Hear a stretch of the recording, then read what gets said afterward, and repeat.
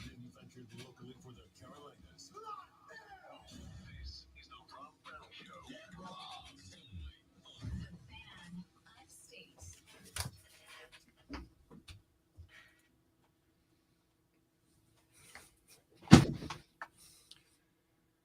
In 48 hours from right now, ladies and gentlemen, we shall all be sitting on couches, in chairs. Heck, who knows? Some of us may just be standing in front of the television as College Game Day makes its triumphant Saturday morning return to our lives. And in about 50 hours from right now, we will all be watching officially week 1 of college football. Yeah, we got games tonight. Yeah, we're going to look at tonight's games. We might even put a little cash money down on the table for entertainment purposes only on tonight's game. But, by the way, I don't want to interrupt. 48 hours. I'm really excited about something, and you should be too as a listener to the Fan Upstate. Russell Wilson's new contract. Well, I knew you were going to be stoked. No, tonight, Furman football returns to the Fan Upstate. That is correct. Starting at 5:30 with the pregame. And actually, I do believe that one of us might actually be out there live, not us, not me or you, doing their show at 3 o'clock. One of us. Yes. I believe, last I heard, that Mark Ryan will be out there from 3 to 5:30 doing his show. Ding, ding, ding. That's correct, Johnny. Tell him what he's won. So that is accurate. College football returns Tonight. to the Fan tonight, live. Listen, I'm only on some Thursday night football. I'm probably going to go out there to Furman as well. I've been here 2 years. I've actually not. I've seen a couple of Clemson games. I have seen a couple of Carolina games. I have actually yet to make it to a Furman game, which is massively disappointing to me. Have you been to the campus? I've been to the campus a handful of times. Campus is beautiful. I've covered a handful of basketball games at Timmons. I have walked the stadium. I have walked Paladin Stadium. I have been down on the field. I have thrown a couple of footballs on the field. I just have not been to a game yet. I'm hoping to get that changed tonight. Furman is at the house against North Greenville. Mark Ryan will be live and in living color hosting his show Offsides with Mark Ryan and Diesel. That one is going to start at 3 o'clock this afternoon. Come out and shake Mark Ryan's hand. He loves that. He cannot wait to meet you. Give him a hug. Give him a bro hug. He's a hugger. Give him one of those bro hugs. In fact, do the extended hand clasp because he loves that one. And then pull him in. And then just pull him in. Don't give him the option. Just all right. And if he tries to fist bump, just grab the hand and pull him in. You know, it's fine. Make it awkward. Mark Ryan will be live today, 3 o'clock out at Furman. And then, of course, shortly after that, pregame starts along with Dan Scott, the voice of the Paladins. And he'll take you all the way up through and to the game. Cannot wait. I'll be watching that one. I'm hoping that I'm going to free up the evening schedule to be able and get out there. If I cannot, it will be on at the house, and I will make it to the next one. You know what else? Because I'm a walking promo.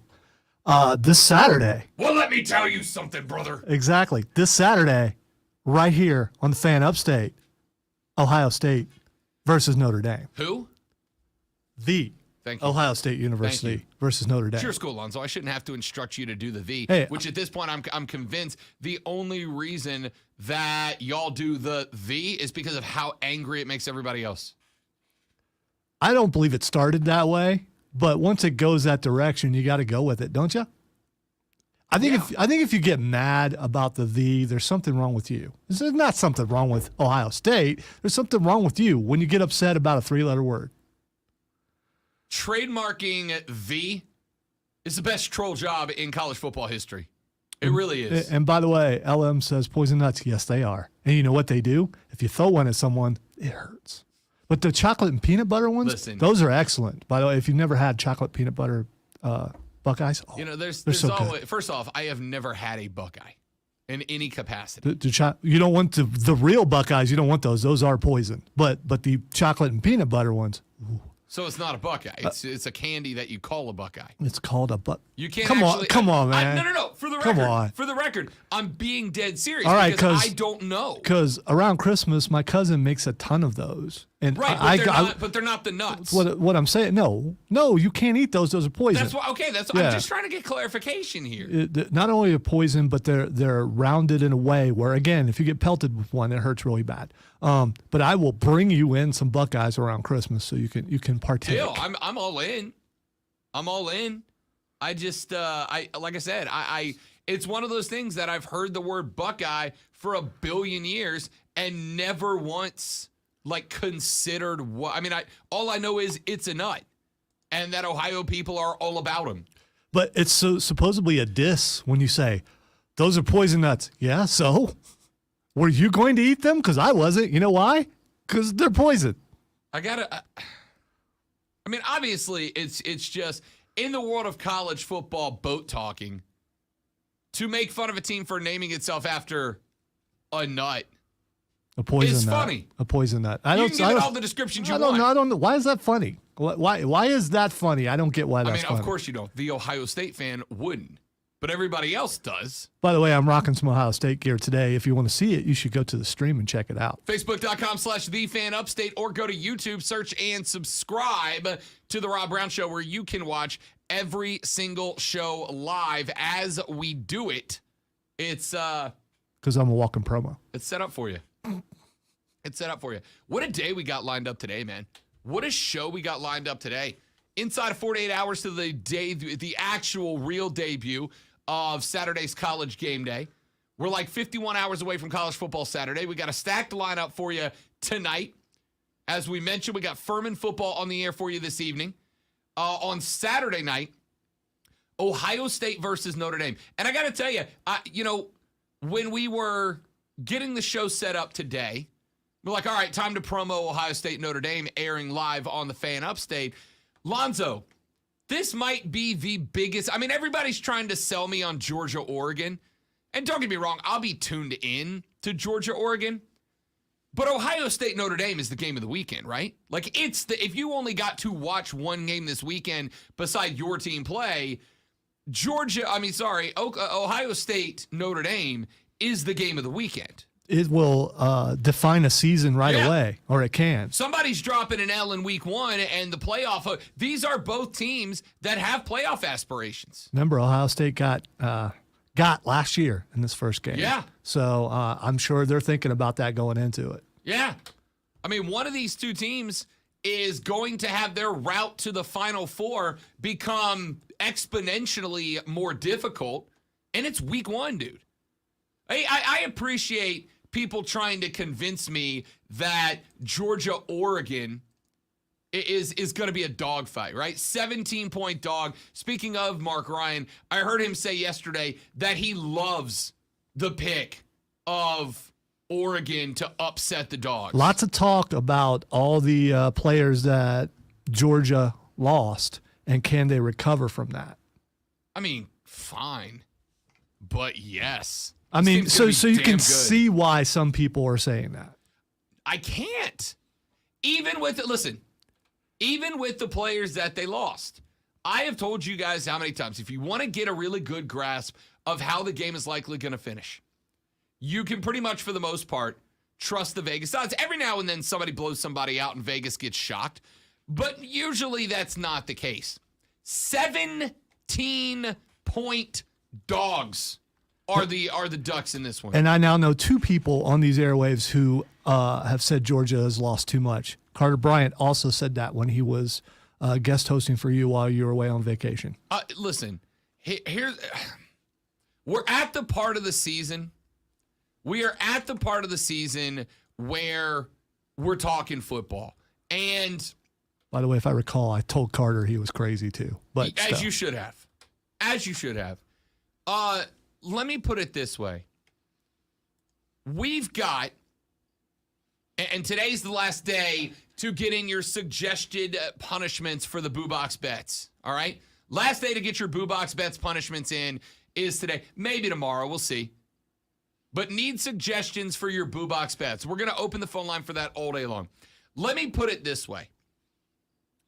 I would be willing to take the point spread bet against both Carter and Mark Ryan with two different punishments on the line. All right? Now, if I am eating a punishment here, I want that line at 14, not 17. All right? I want it to, but I will give you 2 touchdowns. It ain't happening. By the way, yesterday we did our football betting for dummies segment. Pop quiz, Lonzo. Georgia is minus 1,000 on the spread line. What does that mean? That means that they're going to win, is what that means. Damn According right to it Vegas, that's quite a bit. It means to win $100. I have to bet 1,000. You understand what that means? 10-1. That means Vegas believes. If you do that, do you need to call a gambling hotline? No, because listen, sometimes you might take an L, right? You might go on an upset run, and you do what's called hedging your bets, which is you place a secondary bet that's a little more solid, where the payoff's not as big, so that if you win and you lose your upset bid, your loss isn't quite as big. Yeah, it feels like it. 1,000-1. It's like, why would you bet $1,000 to win 100? Because it's a guaranteed $100, right? And that's on the money line. That just means Georgia has to win. They can win by 1 or 100. They just have to win. So to have Vegas get to a point where they're like, yeah, you can bet on Georgia if you want to, but you've got to bet $10 for every $1 you want to get back. $100 for every 10 you want to get. $1,000 if you a hundo back. I mean, Vegas is effectively telling you anybody picking an upset in this game is ludicrous. And I don't mean like the cool guy, what's your fantasy? I'm talking, you're ludicrous, bruh. Oregon is plus 620. That means if you bet a hundo on Oregon, you get over $600 back. Good luck with that upset. The game of the day. The game of the day on Saturday. I'm sorry, it's not Georgia-Oregon. It's Ohio State versus the Notre Dame. Which, by the way, Lonzo, you know what you guys are favored by in that game? Take a stab at it. What's the line on that game? How many points are you favored by on the money or on the spread? 14. 17. Okay. The exact same number. Why is it that Oregon, Georgia, as a 17-point spread does nothing for me, but Notre Dame, Ohio State as a 17-point spread has me really intrigued? Well, you know what? The expectations for Ohio State this year, the way people are talking is, I think a lot of people think it's a gimme. And is Notre Dame for real? We're going to find out Saturday night. You're damn right we are, kids. Because it's time to get this bad boy rolling. It's college football season. Look. I look at Georgia, and yeah, they've lost some talent. No doubt about it. Losing the big boy Jordan up front is a massive blow. He was a tank last year for them. As long as he didn't have to run more than a couple of yards. He was a tank for them last year, right? But this team's stocked. Kirby Smart has been an exceptional recruiter. He's already shown, I think it's probably a little early right now to start talking about Kirby Smart as, he's one of the best 2 coaches in college football, right? He won a title. That's fantastic. I think it's a little early to put him in that discussion. However, you would absolutely win the argument that he's inside the top 10 best coaches in college football right now. You would absolutely win the argument that he's inside the top 7 best recruiters in college football right now. Georgia's going to, no, and this isn't a disrespect to the Ducks. Y'all, Georgia is just reloaded. They just are. That's not a question, that's a statement. That's not a prediction, that's a spoiler. They're good. They're real good. They're real good. I don't know what to make of Notre Dame. That's why this is interesting to me, right?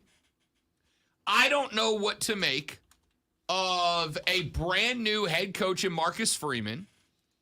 I don't know what to make of a young, enthusiastic, energetic, excitable head coach that, by the way, remember when Brian Kelly ditched Notre Dame to take his family down to LSU and they were looking for a new head coach. Remember, the players on that team came out and rallied hard for Marcus Freeman. Now, that doesn't always work out, right? The players down in Tallahassee rallied hard for Willie Taggart. If I recall correctly, and Zoe, correct me if I'm wrong, but if I recall correctly, there was not a shortage of Gamecock players who were all Team Muschamp for a little while there. They loved Coach Boom, right? Doesn't mean the players are going to get it right. But Marcus Freeman, playing the coordinator role last year, had his team running very efficiently. Marcus Freeman has the trust, the respect, the hustle of the Irish. I don't know what to make of this game, what to make of this team of Notre Dame. I will say this. Do you think Marcus Freeman is not going to have his team geeked up to play? Hey, Lonzo, do you know where Marcus Freeman played his college football? No. The Ohio State University. I should have known that. Sorry, I figured I had lobbed you a softball.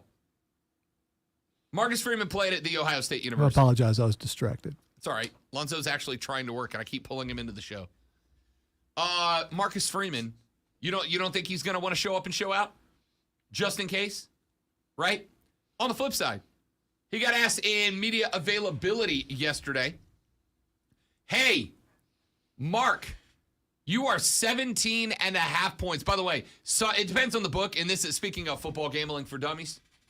If you are actually legit gambling, make sure you check out every sports book because it's going to be some line some places. Like you might get a place where one book has it at 17 and a half and one has it at 16 and a half. And depending on which way you want to bet, that extra point can make the difference, right?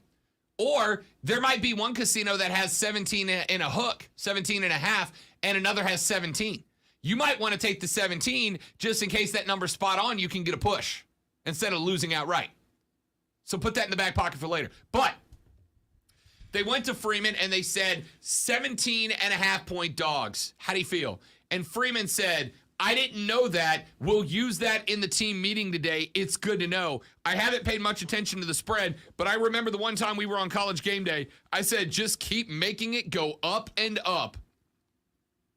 Notre Dame knows they're the dog. Freeman knows he's the dog. He's got them ticked off and tied into being the dog. I got to tell you, I'm not picking Notre Dame to win this game. But I'm going to tell you right now, when we pick our Boo Box bets tomorrow on the show, and this one's on it, Lonzo, and this one's on it at 17 points, I'm going to have a real tough time figuring out which way I'm leaning here. Real tough time. Yeah, I don't believe you because you're not going to tell what you're going to do because you know how to gamble and I don't. So you're going to make it sound like it's one thing. Then I'm going to go first, and then you're going to go. I'm not saying you're dishonest. I'm just saying you're misleading, trying to get me to be the first one to lose and have to put my hand in the Boo Box, and I will draw out that stupid bun thing. It's going to happen because I don't want it to. Scout's honor. I do not know who I'm picking in this game. I'm not. This is not me trying to lure you into a false sense of security so that you have to go man bun before I have to go hot dog straw. But I genuinely do not know which direction I'm leaning in this game. Also, I'm a little hurt, and I don't understand. Well, I'm not sure that maybe I shouldn't be. So if you don't know anyone who's ever played for your college team, everyone, the ones who transfer out and go somewhere else, does it make you less of a fan? Am I less of a fan that I didn't realize that guy played at Ohio State? Because he don't play there anymore. He don't play there anymore. Man, you don't go here no more. You don't even go here. You don't even go to this school. So, I'm sitting over here and I'm feeling lesser because I didn't know that, but I'm not that guy. I'm not a stat guy. If you leave the team, there was one famous guy who left the team and went to LSU. I know him. But other Did he than bring that, his family? no. Left Ohio State. Then Went to I'm LSU just and not won, going to miss you a know, chance to yeah. make fun of Brian Kelly's family. I don't blame you. So Joe Burrow is one of the few guys. It's one of those guys. A guy shows up on another team and he's a starting quarterback or starting, and immediately you're like, do I know that name? Did he play for my team for a while and leave because he couldn't be a starter there? I mean, Was he part of our family? You haven't gotten that down yet. I don't know if it's even possible to recreate I'm doing exactly what he I want it did. to be as ridiculous as possible intentionally. I screw it up that bad because I want to. Family. You know, I moved from Massachusetts over to Notre Dame, and then I came down here to Baton Rouge with my family. Get over it, Brian Kelly. God, why does that bother me so much? Why am I? It's been 4 months. Why am I still on that? It's your complete and utter disdain for Fast and Furious, and so when you hear family, you think Fast and Furious. No. And Nope. It is. I am not anti-Fast and Furious. Okay, I'm all really right. not. I think it's gotten a little ridiculous. Fast and Furious Volume 10? They did go to is in space. production? They went to space like last time. Really, really fast, slightly less furious. But I got listen. I got no problem with people who refer to their football team as a family. And you know what other football team does that? Every one of them. All right, boys, get in here. It's game day. Before we get out there, before we stare across the field at those guys whose asses we want to kick today, I just want you to look around. Look at the man to your left. Now look at the man to the right. Look at the man right behind you. Look up here at this coaching staff. You hear those fans out there stomping, yelling, screaming? Those fans paid a bunch of money to come here and watch us play. Us. And you know why I say us? Because we're a family. A family. We got to take a break. When we come back, we got a few more things to knock out. But we need, because if you guys don't fill up the Boo Box with Boo Box Bets punishment suggestions, we won't be able to do it. So, 71307. Start your text with FAN. Send in your suggestions for punishments for Lonzo, myself, and anybody else who gets the Rocks to participate in this throughout the season. There won't be any of them. Send in your bet punishments, your lost bet punishments to 71307. Start your text with FAN. So far in Lonzo's, we have man bun during a show, wear a dress during a show. There was one more I forgot. For me, we have hot dog straw, another leg wax removal, and I forgot what the other one was as well. But they're out there. All right. Oh, I got to watch 3 straight episodes of Big Bang Theory. That was it. Yeah, listen, I'm not writing this stuff down because I don't want to do it. So, I mean, you make sure that you send those in to where they're right in front of my face or in front of Rob's face so he remembers. 71307. Start your text with FAN. Send us your Boo Box Bets punishments back after this on the Rob Brown Show. And the FAN Upstate. Family. By the way, when I say I don't want to do it, I mean I don't want to. I don't want to be punished. But it was kind of partially my idea. So I mean, of course I'm going to do it. Yeah. All right. So it is totally my idea. I just wanted to see if he would take some credit for it.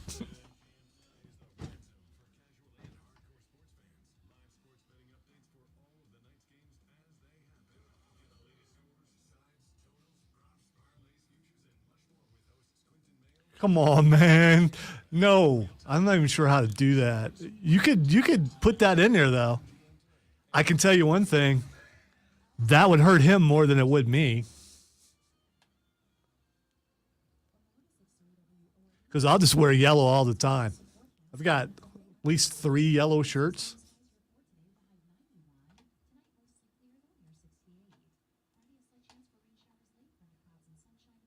See, I'm thinking Hulk Hogan. I'm not thinking Steiner.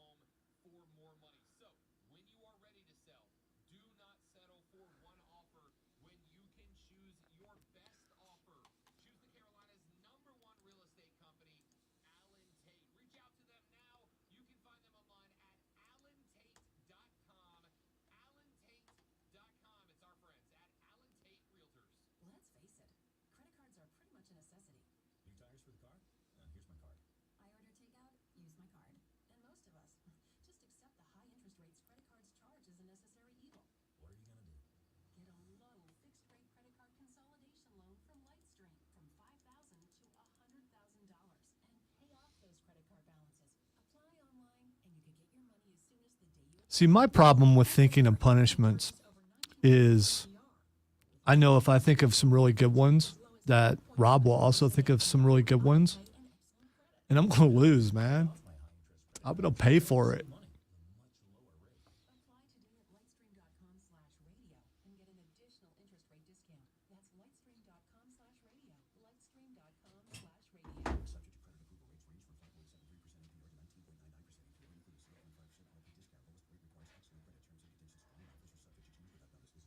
See, here's the problem with that, Josh, although I could go, I have never watched Joe Dirt.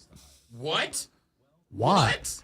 I live in Lawrence County. Why would I watch Joe Dirt? Because it's hysterical. Dude. Yeah, but I live in Lawrence County.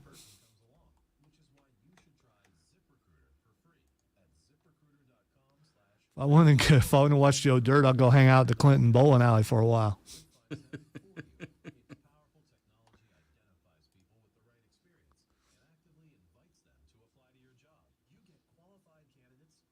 I can go incognito, though. If I put my hat in the hair just a certain way, it will look like a mullet and no one will notice me at all. And I'll go full-blown turrets, so definitely no one will notice me. Turrets. How y'all doing? So glad to be back in Clinton. Because they don't pronounce the T, which is just weird. Clinton. It's Clinton. Clinton. There you go. See, now, if you go there, that's all you got to say. You'll be all right. See, even Josh gets it. Yeah, there's no T in there. So, of course, anytime I'm in Clinton, I make sure that I pronounce it Clinton, so I get weird looks. Clinton. Clinton. Clinton.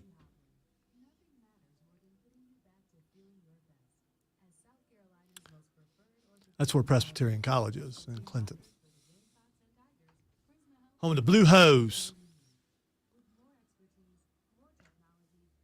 Is it HOSEA and BY? Yeah, it was a war thing. Gotcha. Yeah. They actually have a giant, if they still do, they have a giant dude with a kilt. And on game day, they put an actual kilt on the statue. I like it. Yeah. Except when we went there to become pregame show hosts, my broadcast partner decided to climb up on the statue. And I'm like, dude, you go get us fired. And we haven't, what are you doing? Take my picture. All right. All right. Will you get down if I do it? I thought for sure he's going to fall down and die. And it's like, okay. All right.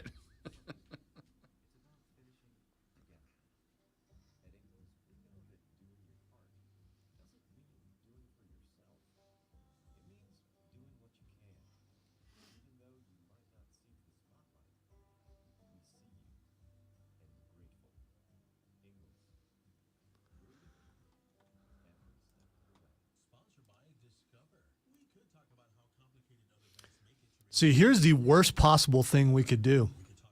If we don't get enough suggestions from them, we'll have to go to other people around the building for Boo Box bets. And we don't want to do that. Ugh. Yeah, that would be bad for us.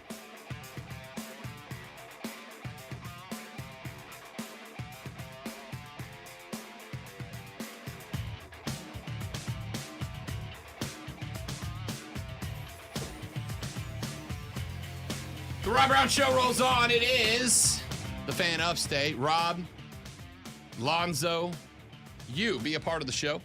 844-FAN, phone 844-FANFONE, 844-326-3663. Fair or foul, Lonzo?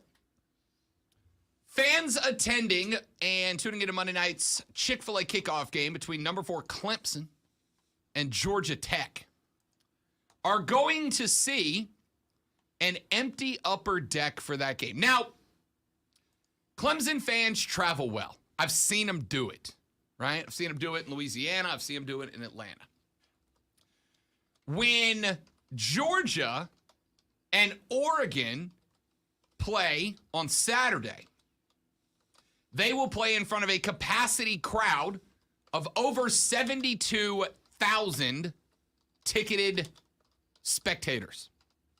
When Georgia Tech and Clemson get it on Monday night, though, there will be only 45,000 seats available across the stadium's lower two levels. Why? Because the Ramblin' Wreck of Georgia Tech have decided to cap the attendance at that game. And as the, quote, home institution, end quote, the seating guidelines and parameters were ultimately up to them. Peach Bowl CEO and President Gary Stokan said that Georgia Tech, quote, when we talked to them, they talked about that. We suggested going the same direction as that. We both agreed to it, so we'll implement that same manifest as they had for the North Carolina game. Remember, Georgia Tech and North Carolina got together in the Peach Bowl last year, had the same setup, and the Ramblin' Wreck actually upset North Carolina in that game. Stokan said that the 45,000 seats sold out, quote, in record time, end quote.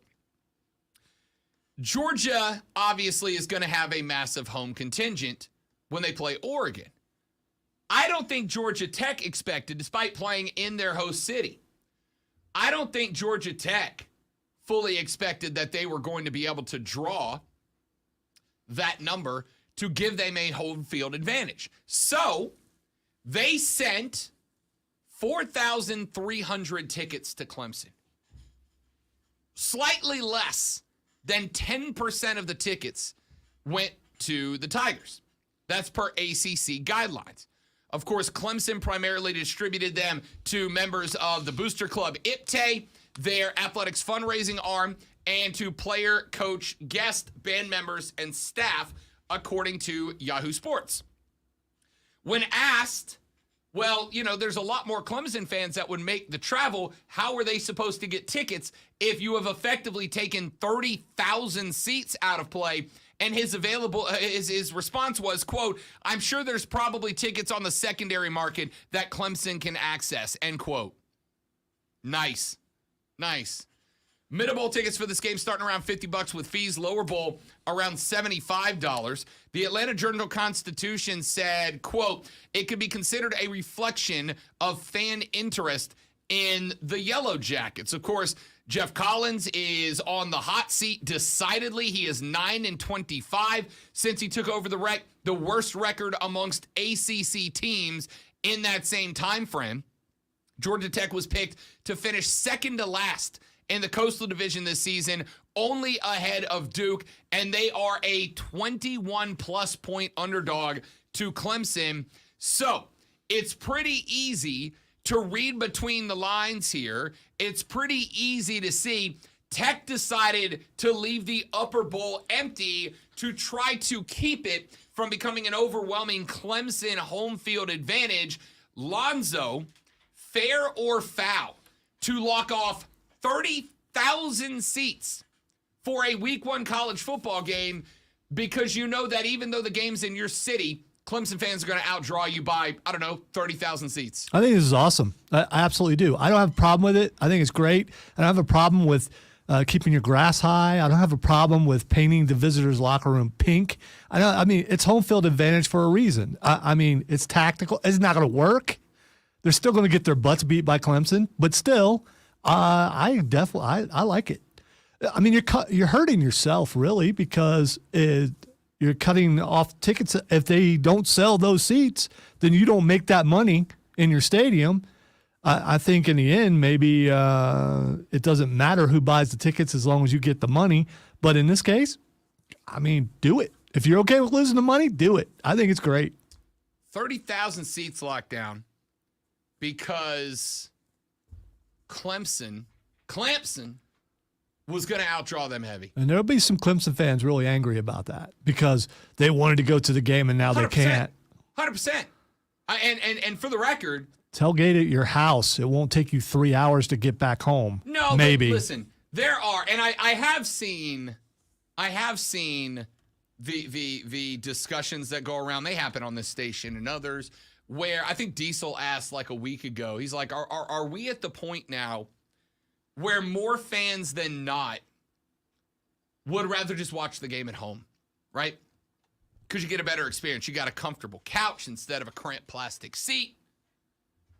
You can buy an entire 12-pack for the cost of one beer in the stadium. The food is whatever you want instead of whatever they got. Are we at the point where more fans would rather stay at home? And the answer to that might very well be yes, but It's trending that way, but here's the thing. There are certain fan bases, that is their experience. I mean, for them, they pass it down to their family. Clemson is one of those fan bases. Kids grow up there at those tailgates going to see the games. And because it's such a tradition, I don't see that dropping off there. And there are a few schools like that it's not going to drop off. I agree. And listen, even if that is the case, like, cool, but it ain't everybody, right? I can tell you for a definitive fact, if you give me the option to sit at home and watch a game of my team or go to the game, and it's something that I can fit into my schedule, it's something that doesn't require a long travel time, etc. Like 3 hours to go see my team play, I'm gone. I'm going. No doubt about that. And I suspect, as well as I've seen Clemson travel, that a lot of Tigers fans are right there in that number. And that's why I kind of look at this like, it's I get it. If you're Georgia Tech, you want every possible advantage that you can give yourself. You want every possible advantage that you can create. And this is frankly, a really, really good one. But man, it just sucks. It sucks that they lopped out 30,000 seats to prevent Clemson fans from turning the Atlanta Mercedes-Benz Stadium into a Clemson home game. Like, that's kind of on you, dudes. But it is. I mean, it is their home game. I get it. Texas said, fan, at my house, the only drunk idiot is me. Yeah, I get it. See, I know if I go to the game and bang down a couple of whiskey and cokes, I'm fine. I'm fine. Because if Rob Brown gets a little buzzed up on game day, you know the only thing I want, Lonzo? Nachos and a hug. Do they, yeah, I knew that about you. I knew you were a hugger. Do they sell those at stadiums? Or are we talking about tailgating before you go tailgate in? Before okay, I go all in. right. Yeah. Most stadiums are. Now, I don't know. I should. I don't know. Like, I know they'll sell beer at this game at Mercedes-Benz, but I don't know that they'll set up liquor bars. I'm not 100% sure. What I will tell you is that I understand the sentiment. Like, I get it. I understand it. It makes sense to me that you would want to stay at home where, a beer in the stadium costs you $14. For $14, I can get a 12-pack at my house, right? Like, I get it. I understand it. But damn, man, I like to go to games. And to know that had I decided to go to this game Monday night, and I'll be real with you, Alonzo, there's a part of me that hasn't decided I'm not going to this game Monday, right? It's 2 hours from here. It's 2 hours from here on a Monday night. Yeah, I'll be a wreck on Tuesday morning for the show, but I haven't decided I'm not going to know, because the second talk is, there's what we say, 45,000 seats available. Initial market was $50 to sit mid-tier, $75 to sit low-tier. Except for those tickets sold out. Which means if you want a ticket right now, what's your ticketing app of choice, Lonzo? What's your secondary resale of choice?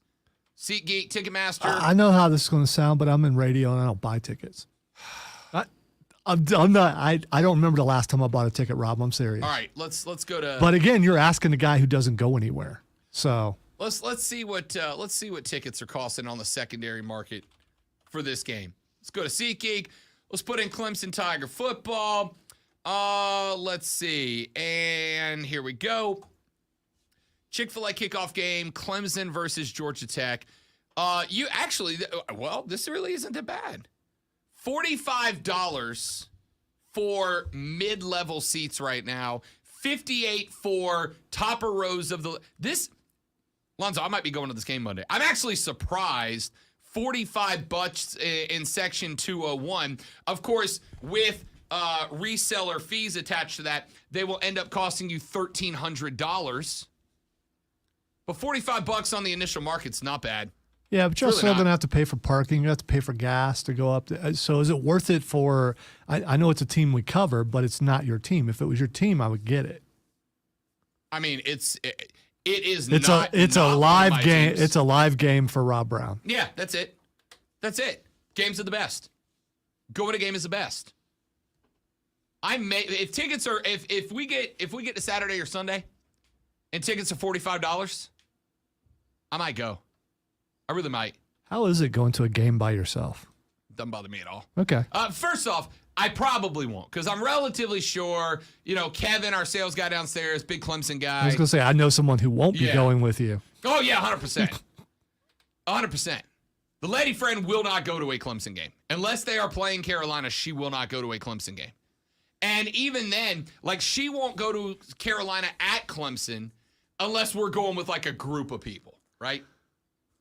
$45 a pop to sit, top of the lower bowl. I might be going to that game Monday. We'll see. It's better than I thought, but still, 30K seats tarped off because Georgia Tech doesn't want to be overwhelmed by Clemson fans. Is that fair or is that foul? Would you get kicked out if you found a way to make yourself up to where the tarp was and just kind of sat in the middle of it? Like Sting watching from the rafters? Yeah. Let's take a break. Come back. We'll wrap up hour number 1. Got a lot of college football on the docket today as we are inside of 48 hours to the airtime of College Game Day. We are inside of 49 hours until Saturday kickoff. But you don't have to wait till Saturday for college football. Furman is on the air tonight. Dan Scott on the call. Cannot wait for that. That's right here on the Fan Upstate. Fan. Boo bet idea. Loser has to wear face paint like a professional wrestler for the stream. Ultimate Warrior, Legion of Doom, Sting, etc. I don't hate that one. I don't have the artistic ability to say I could do it good. I would do Sting. I would do black and white Sting, I think. I've already done that kind of when I dressed up as a mime. If you look at it really close, there was a lot of Sting in that.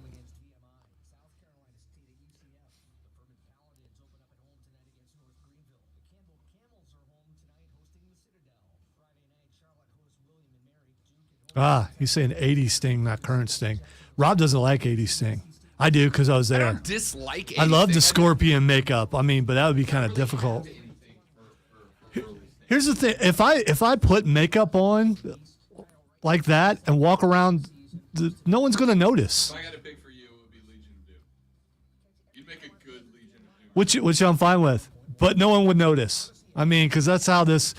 We keep talking about how it is, and I've only worked in 2 radio stations. This one, this building for over 22 years. There's weird stuff that you just walk down. Oh, that guy's painted as the Hulk. Oh well, it's not a big deal like it would be somewhere else.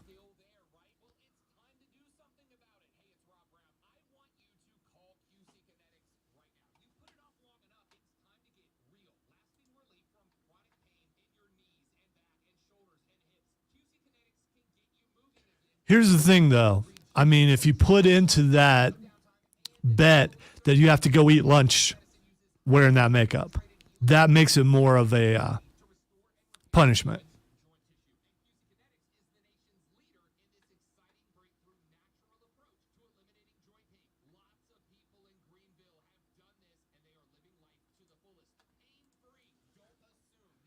And I'm not completely positive that it will work around here because there's enough wrestling fans around that I put makeup on my face and I go to eat across the street.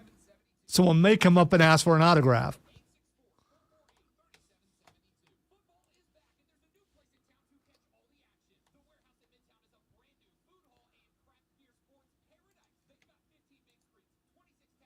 We still can put it in there anyway.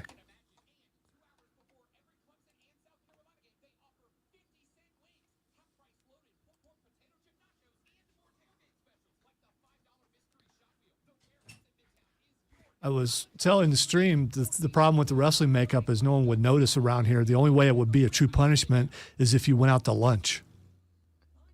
with the makeup on.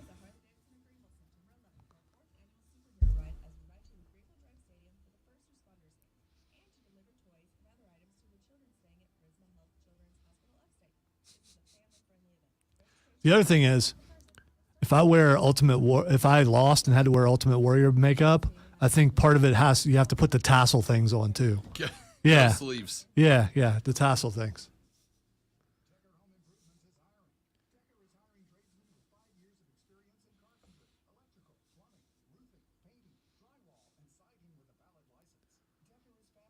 I don't know, if you lost that bet and you knew you were going to have to go no sleeves, or, let's say you had unsightly back hair, would it be okay to shave said unsightly back hair?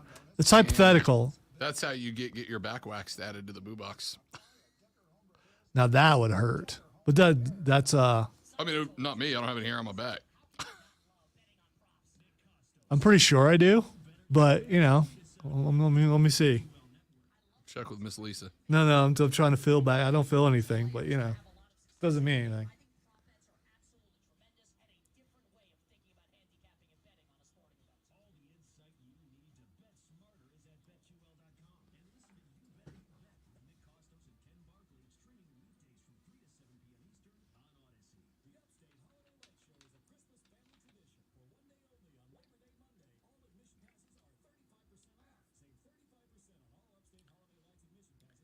I think a worse one would be someone having to dress up as Doink the Clown.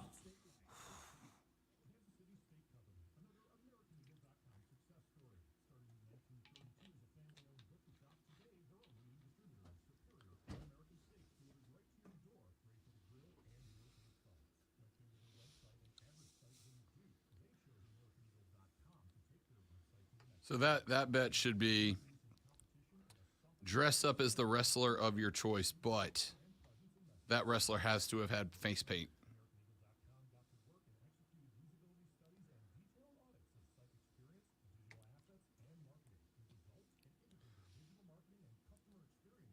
Just got sent an email about the proper way to do chapters, but I'm already doing it as far as I can tell. So, well, then disregard.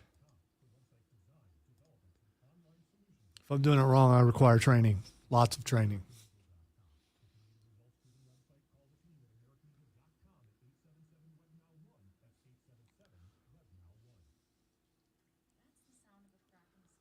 That's the sound of the men working on the chain. Gang.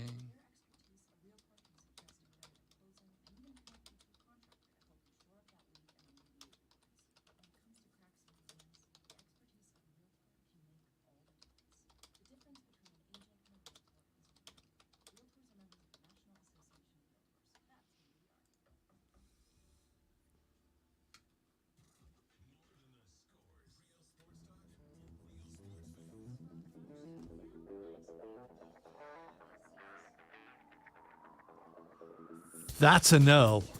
What's wrong with you people? All right, some boo box bets coming out on the show today. A lot of you guys hitting us with the dress up as blank bets. And I got to tell you, I don't love them. I don't hate them, right? I'll give you one that is a most definite no. Luke, with all due respect. Listen, when you say do something gross, I have my limit. I have my limit. Here's one that he said in. The sweaty socks swap. The loser has to wear the winner's socks, and the winner can wear those socks as long as they want. So you put the socks on, you leave the socks on as long as you want, but when you take those, you have to wear the socks. You can't take them off until you're ready to switch, and then those socks go to the loser, and the loser has to put on them. Nope. You've crossed the line even for me. No, but that's a punishment. That is some of the other stuff we're getting is not real punishment. That is that's sick and twisted. I like that. Even though it's grossing me out, it would gross him out a whole lot more. You don't even know.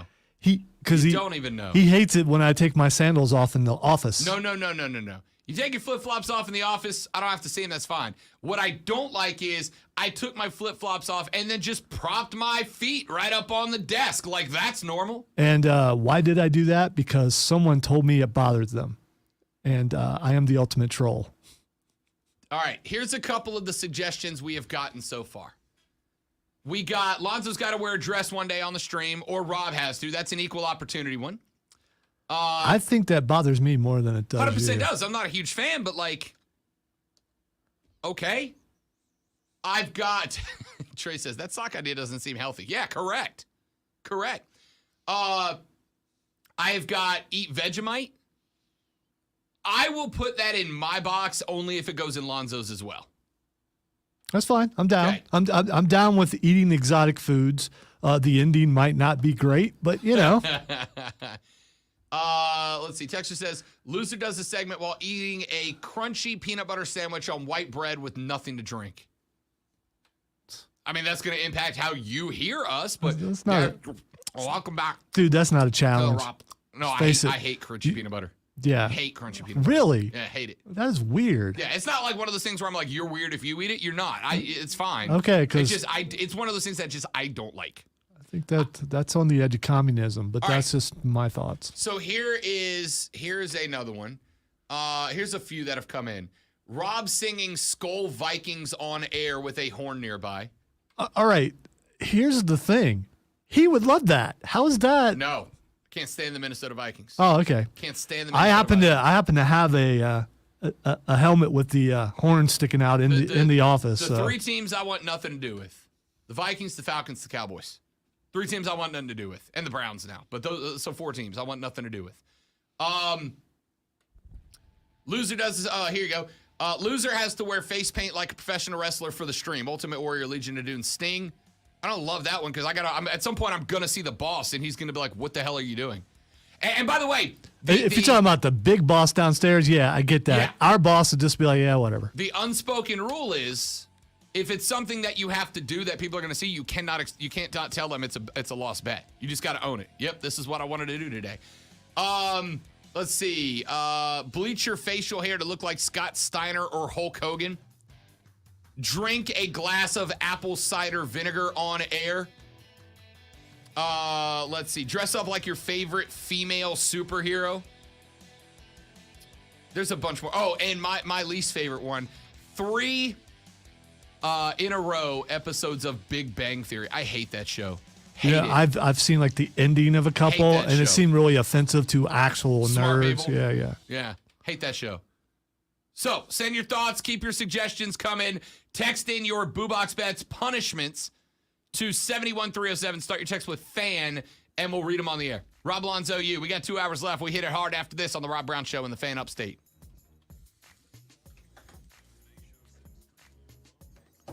Wow, haven't done that in a while.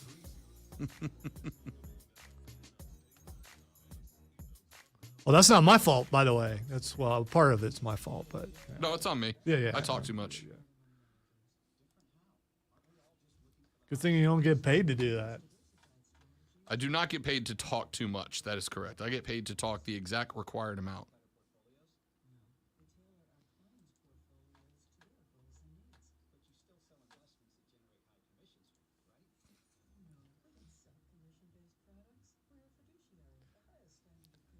I think the sock idea is the grossest thing I've done. It's a twisted idea. Yeah, I don't know. I'm worried about whoever came up with that. Luke. Who hurt you, Luke? About the loser has to walk into the Rise Guys studio and flash everybody and walk out. I'm just talking shirt, nothing else. Yeah. Just walk in, flash, and walk out. I would think that would be funny. My question would be, would they, or would they send a note to the big boss going, they interrupted the most high profit show on this network? Well, I would say the second part of that's incorrect. But Does yeah, another show draw more than them? dude, come on. I'm serious. I don't know. No. Another station. No, yeah, you There's know what another show I'm talking station that carries everything. about. Right, but is there any individual show This is that not brings probably in more than the Rise Guys? probably not something we need to talk about. They wouldn't care. They would think it's funny. I would. Here's the think so. only problem. You do something like that. If we do something walking in and interrupting them, they're going to walk in and do something to us. Also correct. But we're always on stream. They are not. You know, they never really got their payback for stealing Griffey. I just took him back. I never really did anything after that.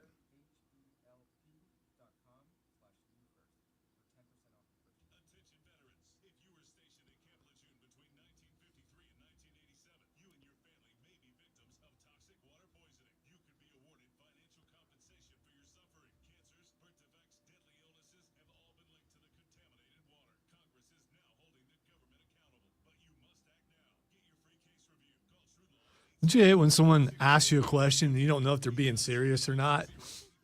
So you have to answer seriously just in case?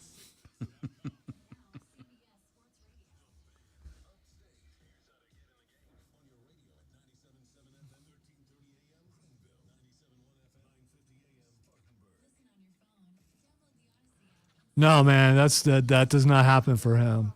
It really doesn't. When he goes home, he's still talking. When he goes out, he's still talking. Correct. Which is why this was a really good career choice for him. I talk loud and frequently. Probably hated it when he had to do music because you have to stop talking. I really did. That's not a joke.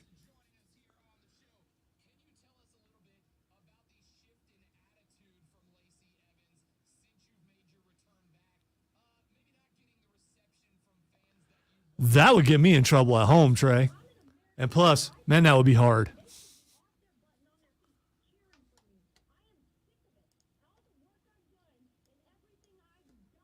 I'd be worried if someone helped me put a fake one on that it wouldn't come off. I need to stop thinking of wrestling theme. Yeah, we don't do a lot of wrestling stuff on this show, Trey. We definitely won't be doing any today at like 11:15, 11:20 No. or something like that. None at all. You're not welcome. I got things to do. Still one of my favorite walk-off lines of all time on any show. And then she Literally hung up on us. And then she didn't even show up. Yeah. That's not. She really didn't. That's not her fault though. No. She just wasn't booked.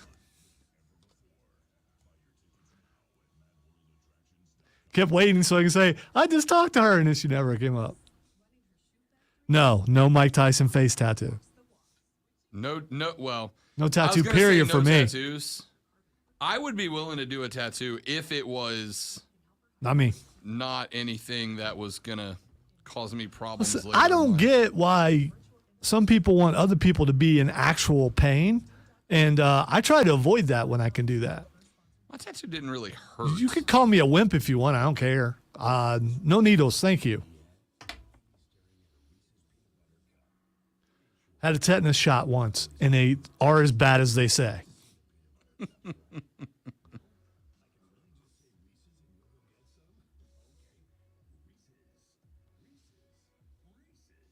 Had a shot in my hip when I broke my knee because I kept saying it's time for my pain meds. The nurse got mad, came in and jabbed me so hard that I still have pains in it sometimes.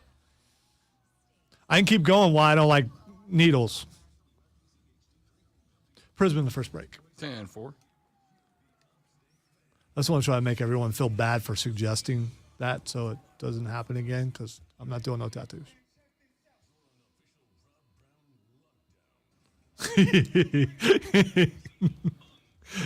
No, I live on the compound. It might as well be bubble wrap.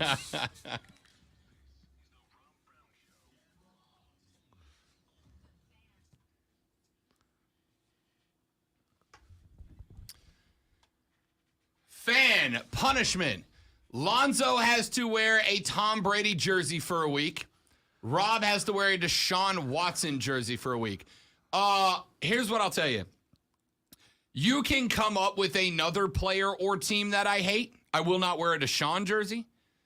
Primarily because screen caps on the internet follow you around forever. All right? And I don't need a picture of me in a Deshaun jersey floating around for the rest of my life. But you could say Falcons jersey, hate it. Cowboys jersey, Hate it. You know, the problem with some of this, it requires actually probably buying some of this. Well, and I would tell you, I would say T-shirt, because I'm not dropping $120 on a jersey I'm going to wear one time. T-shirts can be expensive, especially if they're team-themed stuff. So I don't know, man. They make a cheap shirt somewhere that has a Tampa. No, I would say you got to go New England Brady T-shirt. Just has a little Patriots logo and a number 12 on the front, and I think that would do it. Can I just get a straight up white T-shirt and just use a pen and put TB on it? TB12 on it. I'm fine with that. Wear the Zoe's got to wear a Brady T-shirt. By the way, I haven't agreed to this, so but go ahead, hypothetically.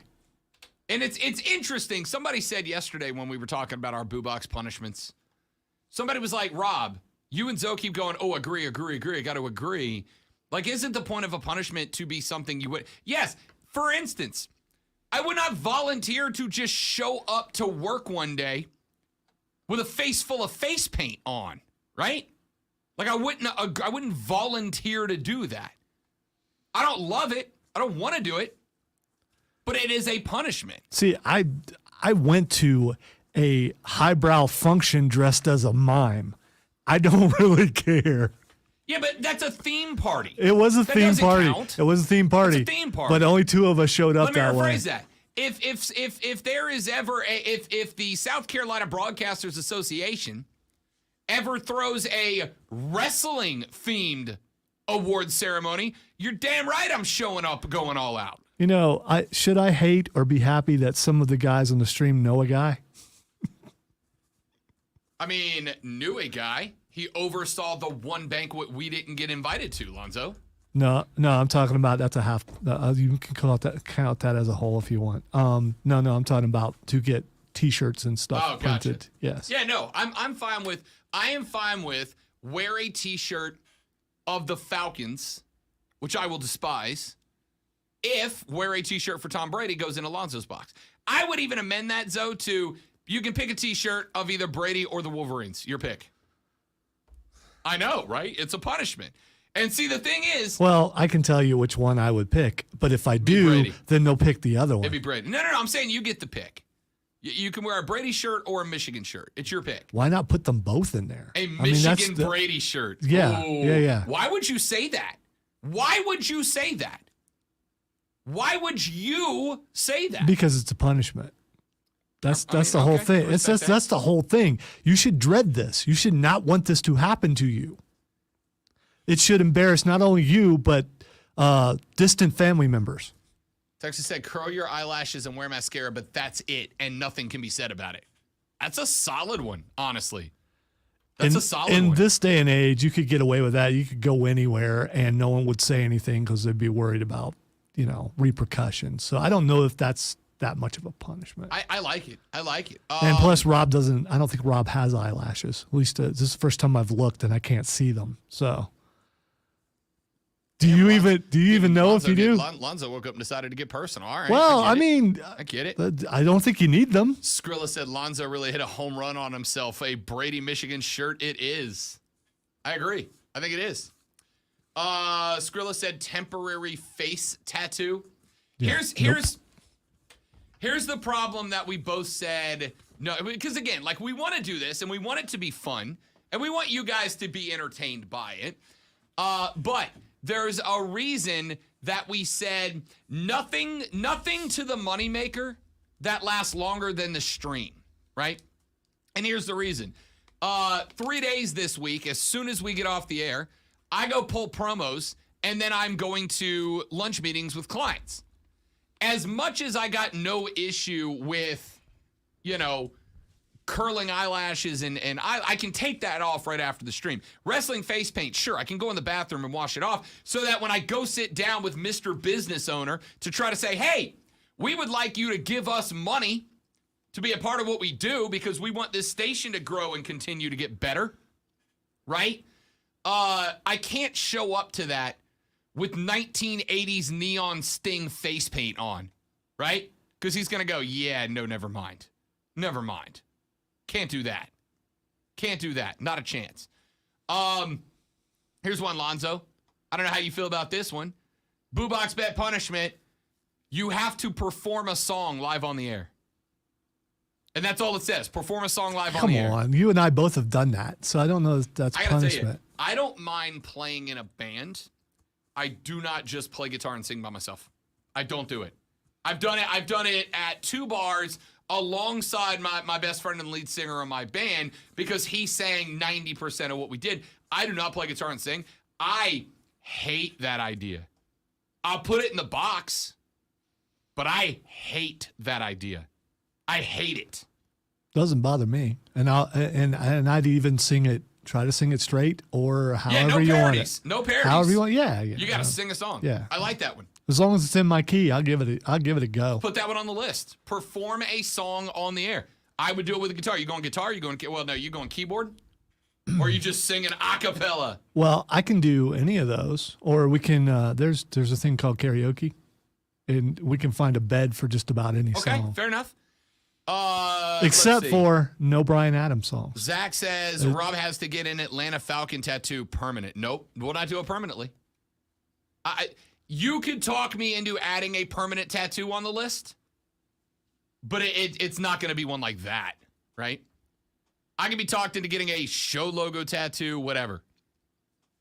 That's not a punishment. I don't know, man. It's your name. Carrying your own name around on a tattoo is kind of a DB move, if we're being honest. Carrying your own name on a tattoo. Hell, one of the knocks I have on Braun is his Chosen One tattoo. It's kind of a DB move. Unless it's on your chest and you open your shirt and say, "Hey, baby, you're about to join the Rob Brown show." I mean, if it's something like that, then maybe. But if not, if it's on your arm or something, that's not that big of a deal. No, your own. It's like the worst version of wearing wearing the band's T-shirt to the band's show, right? All right, so keep it going. Texture says, "Boobox entry for Rob has to begin and end every segment with a compliment to one of the Paul brothers." Ugh. Now that's a punishment. That's God. And not only is it a punishment, it's a doable one, and we can see the disdain on his face every single day. Ugh. Fan, you have to prank call your wife or girlfriend. That's from Joe in Bowling Springs. Here's the problem with that. I am incapable of disguising my voice. It does not matter what voice I go with. You can still tell that it is me. And I'm also going to tell you, before you send in your response, Joe, no, I'm not letting somebody else prank call the girlfriend.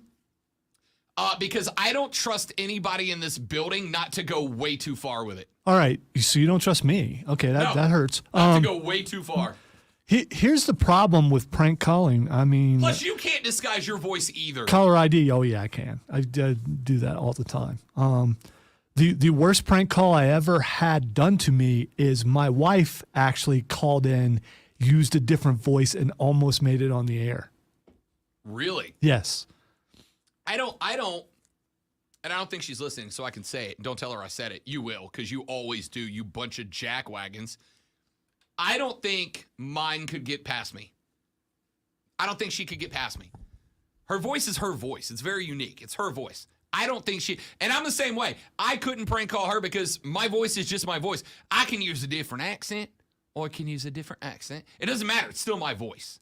I can't disguise it. So I'm gonna go. I like the idea, but I just don't think we can get away with it. And I don't trust anybody else in the building to go crazy. Guarantee you I could fool her. Guarantee Courtney? you. Yes. I'll take that challenge. I'll take that bet. Zach says wax your back or chest on the stream live. That I don't have an issue with that, except I don't have chest or back hair. I am a naturally unhairy individual. Now what I would tell you is, whereas I'm a bar. Yeah, Lonzo's a bear. If Lonzo would go wax his back live on the stream, right? If he'd be willing to go wax his back, I would be willing to go wax an entire leg or like knee down, right? I'd be willing to go knee down for an entire leg. I've done one strip off the calf. I'd be willing to let somebody come in and finish that leg off if they wanted to. So keep sending in your Boobox bets, punishments. We've got Zoe has to wear a Michigan Tom Brady shirt on the stream for a day. Rob has to wear an Atlanta Falcons shirt on the stream for a day. Both of those go in the box. Lonzo has to wear a man bun for a day, is in the box. Rob has to drink, and I will tell you this one I will do away from the stream because I can't do it in the studio, but I would go to a bar and drink a beer through a hot dog straw. I hate it. I don't want to do it, but I would do it. I'll tell you where I'd do it. I would go to a drive game and do it. I would do it at a baseball game, so at least I get the full engagement. I will bring the lady friend to film it and pop it on the social media. Well, we were going to run out of time pretty soon when baseball season's over, so we got to make sure that Well, look, that's in there. if it misses, I'll just do it at the house. But I'll film it. Either way, hot dog straw is in my box. Wear a dress on stream is on both boxes. Lonzo and I will discuss off the air the concept of waxing a body part live on the stream. I got no problem with it. I would do a whole leg. By the way, I would do the waxing as long as a professional comes in to do it. And we have connections because we're a group of radio stations that probably has a sponsor who would do it. Trey said Lonzo has to dress up like Bret Michaels with the shades, bandanas, and cowboy hat during the song. Ooh, am I singing Every Rose Has... Yeah, I could do that. That would be on the list of songs I might be willing to try. Zach says, I tattoo Rob anything he wants, but I have to do it.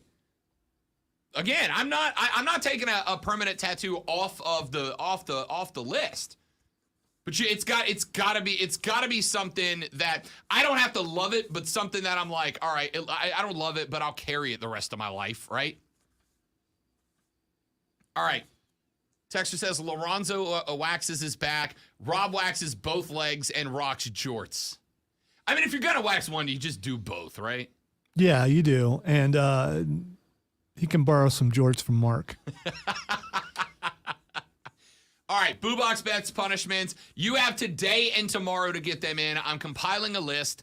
The ones we're good with, we will drop into the Boo Box on Friday at the end of the show. It will remain in the studio. And then next Monday, we will have our first punishment meted out. I don't know if the box remaining in the studio is a good idea because there are other people who work here, one in particular who could just start writing stuff and sticking it in the box. And then suddenly we pull it out and it's like, where did that come from? All right, we'll keep it in the office. We'll keep it locked in the office. By the way, just wearing jorts is a bad enough punishment. I just know. I've worn jorts for years. I don't get the disdain for jorts. I mean, wear jeans.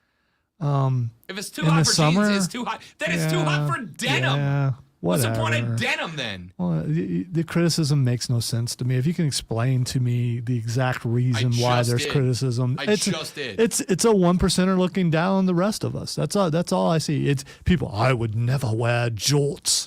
Those are haughty people. That's what they are. They're haughty. All right.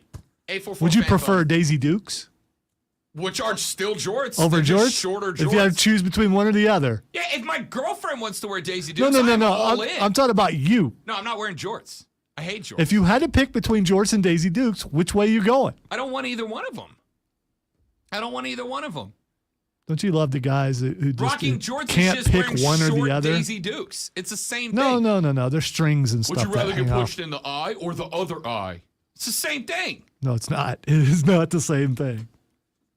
Because jorts, you bought them that way. Daisy Dukes, you went, you know what? Here's a I'm good going to cut my jeans All off. right, I'm going to go ahead and tell you, Texter, Lonzo's not shaving his head bald. So you can go ahead and kill that one Yeah, off. not happening. And I'm going to tell you in advance, I like the second part, but it's 100% not going to fly, which is Lonzo has to flip the bird on the stream. Yeah, not happening. Not happening. You know what I love about that? What I love about that is that you guys clearly know us. Because you're like, let's just suggest a bunch of stuff that is like antithetical to everything they are as people. I don't think you got the entire text, though. He wants me. Lonzo They has want to me. shave his head bald, wear an No. Austin 316 There we shirt, go. You and missed flip that. the double birds live on the stream. You never said the Austin 316. He wants you to Without fully- hearing that, I knew exactly what they wanted. He wants you to fully cosplay Steve Austin, character included. Let's see. I'd be down to shaving the eyebrows. I would do that. Can't do it. Can't do it. I do too much stuff where I am a face to do that. My eyebrows are basically white. You're not really going to notice. Tracy says, or excuse me, James said, I can't do that. I hate that idea. Yeah, that's why it's a punishment. No, we don't. Listen, all the stuff we have in the box, it's not stuff we're excited about, right? It's not stuff we're jacked about. The line gets cut off with something that will impact my ability to do my job, right? I'm not going to do something that harms my ability to do my job. I can't go on a lunch meeting with a sales member to try to sell us, the show and the station, with one eyebrow or Sting makeup on or Daisy Dukes on, all right? I can't do that. If you guys come up with stuff that is like, you got to do this on the stream, yeah, I'm down for that. I'm good with that. I'll eat my punishment. Waxing a leg, that's fine. It sucks. It hurts. I don't want to do it. But I can put on jeans and go to a sales meeting and they'll never know, right? Getting a tat, that's fine. I can put a tat somewhere that I can cover it up when I got to go on a sales meeting, whatever. Texas says, Rob, loser has to finish an entire gallon of milk before the show is over. I have a slight lactose intolerance, so I would probably get ill if I did that. Soy milk. Ugh. Just the thought of that is gross. It just tastes like milk. No. It just tastes like milk. How do you squeeze milk out of a plant? Ugh. James says, so no impractical jokers ideas. Again, that's why we're letting you guys submit unlimited punishments, because some we're going to be good with, some we're not, right? Some we're going to be good with, some we're not. It just depends. Nothing that impacts our job or ability to do it. Nothing that is a permanent alteration to appearance, although tattoos on the table for me, and nothing that will cross moral or ethical boundaries, right? You're not going to get Lonzo to drop an F-bomb, right? Nothing that crosses moral or ethical lines. You get what we're saying. All right, taking your Boo Box punishment ideas all the way through the end of all the way through the end of tomorrow's show. All the way through the end of tomorrow's show. Keep them coming. When we come back here in just a minute, let's get to some sports on the Sports Talk radio show here. Baker says that he did not say, let's go F them up. Baker says it's not true. Lonzo's got a theory about the young lady who reported that he did. We'll talk about that when we come back. Rob Lonzo, the Rob Brown Show's on your radio. This is the Fan Upstate. Prisma. We're back stream. Don't go anywhere.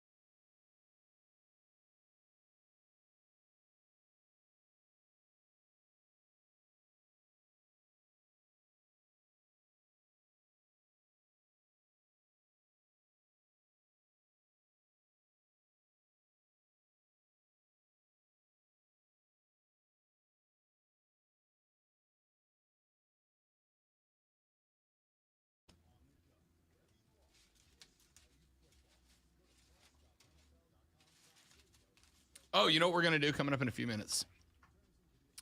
I inherited. I didn't want to, but I had a buddy who's like, I really want you to play fantasy football with us. There's a bunch of guys in the upstate that really like your show, and we have a fantasy football league, and we want you to be in the league. And I'm like, fine. And he goes, it is a keeper league, a franchise league. So you're taking over somebody's team who can't play anymore. And I'm like, yeah, that's fine. So I agreed to take over a team. And I got into the team last night. The draft is tonight, right? Listen to this team that I just took over. Quarterback, Dak Prescott. Wide receiver starting, Cole Beasley, Tyler Lockett, Darius Slayton. Starting running back, Antonio Gibson. Tight end, Jared Cook. Running back, DJ Dallas, Jamal Williams. On the bench, Michael Pittman Jr., Nahom Hines, J.D. McKissick, Kenneth Gainwell. Kickers, Greg Zuerlein, who will never kick points for the Jets. And defense is Cleveland. What the hell kind of team did I just take over?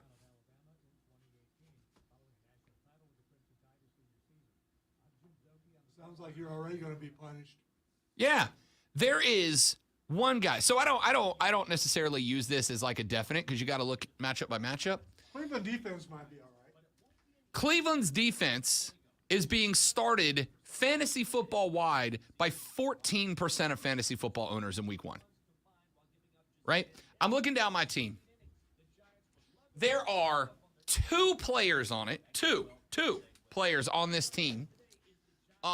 2 players on this team that are being started. Sorry, 3. I lied. There are 3 players on this team that are being started by more than 50% of fantasy football leagues. 3 on the whole team.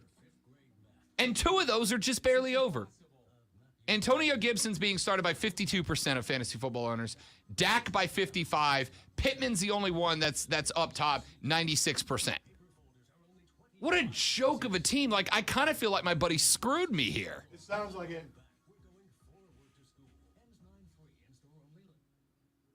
Can you trade? Well, so it's a keeper league, so I think I keep either 2 or 3 players, and then it's a renewing draft. So I can keep either 2 or 3.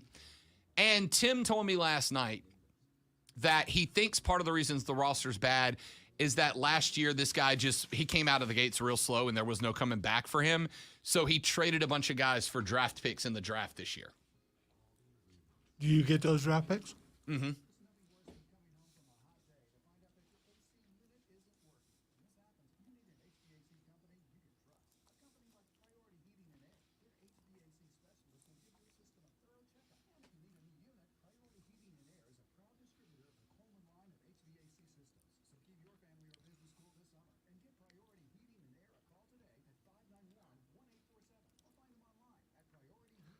So Big Nasty wants one of us to eat a Carolina Reaper. So here's my thought on that. I think that's too many Scovilles for me. I've got Reapers growing in my pepper garden right now. I think I would make a bowl of salsa, homemade salsa, because my salsa turns out I'm pretty good at making salsa. Homemade salsa with 1 piece of Reaper in it somewhere. Just 1 piece of Reaper in the middle of the salsa. Just a little piece. And you got to eat the whole bowl by the end of the show. So you never know when that bite's coming. I'll put that in there. Well, how things usually happen for me on those sort of things, it's the last bite. Yeah. So, I mean, you know.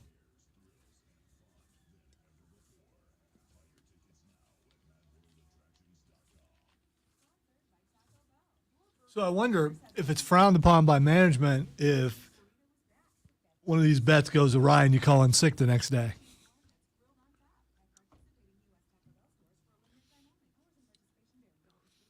Warehouse at Midtown in the next break. Do you hear me? Do you hear me? Yes. Okay.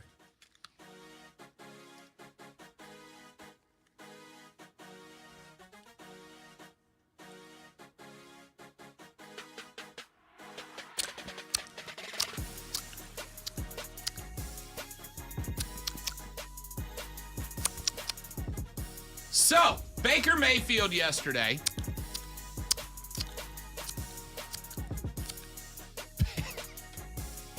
Baker Mayfield said yesterday actually have the audio from this, Lonzo. It's clip 1, if you don't mind. Baker Mayfield yesterday got asked about the comment that was reported to have been made by the Buffalo sideline reporter. She claimed on an NFL.com podcast that she said, "Good luck, Bake. Can't wait to see you out there. Go kick some blank."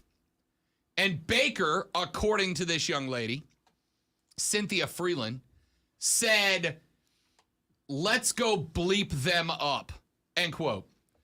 And of course, Panthers fans, Baker, I would say everybody except Browns fans got hype AF about that. They were like, heck yeah, let's go. I know I did. I was geeked about it. Welp, Baker, minutes after Lonzo finished the Views from Mint Street podcast, where we talked about this an extent, available right now on Spotify, Stitcher, iTunes, Google Play, the Odyssey app, or wherever you get your podcast. Search, subscribe, and download the Views from Mint Street podcast. It is your podcast of choice if you are a Carolina Panthers fan or a fan of Lonzo. You can grab it right now. Baker said yesterday he did not say that. How closely does that resemble how you feel about Cleveland next week? Well, first, I didn't say it. Obviously, I mean, everybody's going to write whatever story they want. There's history that I've played there the last 4 years. I'm an extremely competitive person. Everybody knows that. If I wasn't wanting to win, then there would be a really big issue of me being the quarterback here. So I want to win in everything I do. That'll never change. Now, that is not how I phrased it. That's not even what I said, so I'll just leave it at that. So it's interesting. He says it's not how I phrased it. It's not even what I said. I'll tell you what kind of gets me about that quote. First off, I don't know who to believe. Like, I absolutely do believe, Lonzo, that is something that Baker Mayfield would say, right? We've heard Baker be unscripted, uncensored, off the chain. We've heard that out of Baker before. So it is absolutely something that I believe Baker Mayfield would say. Now, do I believe that Baker Mayfield did say it is the question. And the answer is I don't. I don't think he would directly lie about that. I don't think he's got any reason to lie about that. What interested me about that, in the most unimportant conversation we'll have today, is the way he phrased it, which is, that's not the way I phrased it. Which leads me to believe he said something similar to it. He said something close to it. And maybe Cynthia Freeland just kind of audibly edited it to give it a little more pepper, right? It's kind of like if you remember go back to high school and two dudes were having a rivalry, but they didn't have any classes together. And one guy in class might be like, I could beat him up, right?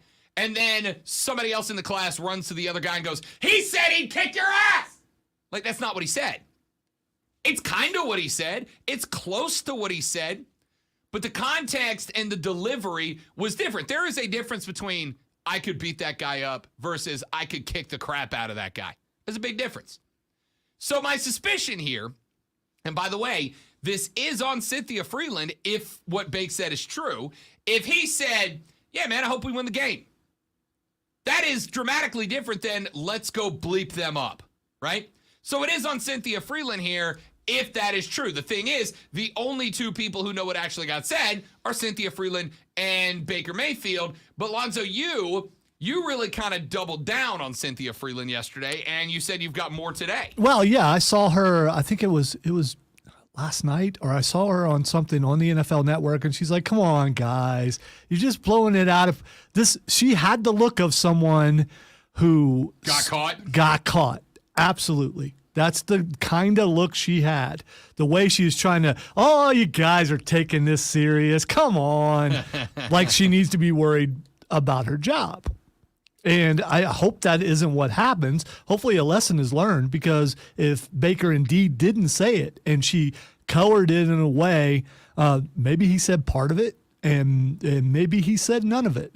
Or maybe she said it and he just agreed with it. which is a version that I've heard. Hey, Baker, I hope you bleep them up. Yeah, let's go bleep them up. Yeah, that's the version. That's the working theory, is that she said it and he just agreed with it. And so I think she thinks she's in trouble because she went on a podcast and didn't think, that no, you can't do that. You can't say anything. You can't do anything on social media without people finding out. You just can't do that, and especially for someone who has been a target to some degree. Here's how bad it is. Keyshawn Johnson was defending him this morning. He's like, he said he didn't say it. So if Keyshawn is defending you, I don't know. Yeah, it really is it's a bad look for Cynthia Freeland, if we're being honest.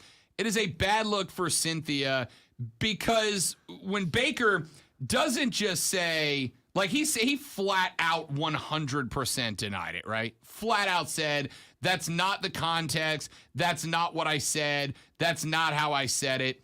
There's a massive difference between maybe I misquoted him by a word or two versus him flat out saying, I didn't say that, right? I didn't say that. Here's what I do know. If he did say it,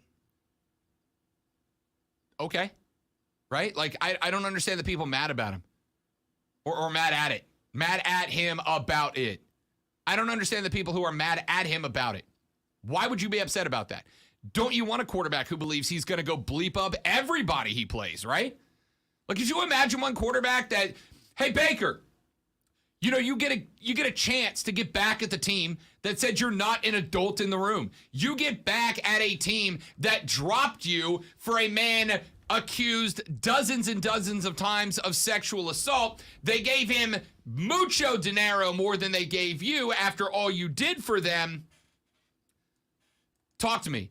And Bake's like, well, I respect the Cleveland Browns, and I hope they have a great team, and I hope it's a really competitive game. And, at the end of the day, Cynthia, I just hope both teams have fun. You'd be like, yo, what? The hell, dude? This is professional football. You are paid to bleep them up. That's your job, dude. Your job is to go out there and torch them, man. Even if it wasn't a rivalry. If Baker was playing Seattle or Los Angeles or Dallas, I don't care who it is. Your job is to go bleep them up. I don't know why you'd be mad about that, but what I will tell you is if Cynthia Freeland paraphrased Baker, or if she said, I hope it, here, we got a couple of texts on this. Joe and Greer, we got Joe squared here. Joe and Greer texted in and said on one of the shows I was listening to, it said that Baker repeated back to her what she said to him. And Joe in Boiling Springs tweets in and says she was on with Amy Lawrence and Lonzo was right. She sounds like she's backtracking. If she said, hey, Baker, I hope you bleep them up. And he went, yeah, appreciate that. Or went, you hope we bleep them up? Right? And then she said, oh, Baker said he hopes that. All right. Like that's a bad look. That's a bad look for her, right? To any up and coming journalist out there. I went to J school. I went to journalism school. My degree is in broadcast communications. To any inspiring, intrepid young journalist out there. Let me give you lesson number 1 that Cynthia is learning in real time so that you don't turn into her down the line. Do not guess at a quote. Do not paraphrase at a quote. If a guy says something and you're like, oh, what I think he actually means to say is blank, don't just write, here's what he said. Ask them to clarify. Keep the recorder going and go, Baker, did you just say that you hope they you bleep them up? And let him or her fill that blank in for you. That is your job, nothing else. So it's a bad look for Cynthia Freeland. I will say that outright. Maybe she is backtracking. Maybe she's like, uh-oh, I was trying to tell a cute little story to get people hyped up about this game, and I misquoted or lied or took it out of context, and now I look bad. Better walk that one back.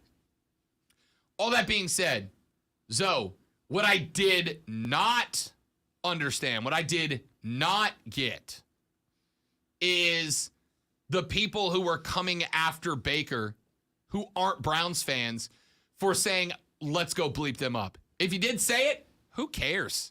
It's football, man. Well, it comes down to there's a narrative written about this person, and some people buy anything that they hear or read without doing some, getting more than one source.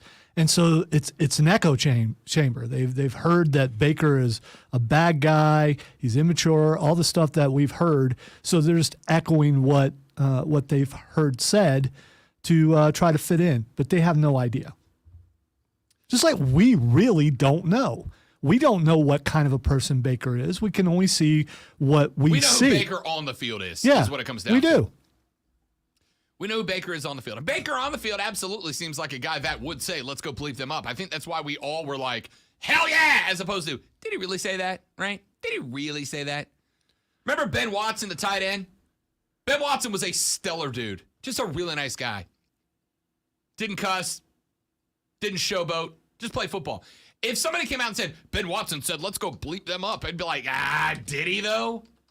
Baker absolutely seems like a dude that would look a guy in the face and be like, I'm about to bleep you up, dude. I'm about to mess you up, guy. I absolutely believe it. Baker coming out and going, I didn't say that. That's not what I said, nor is it how I said it. It's kind of interesting.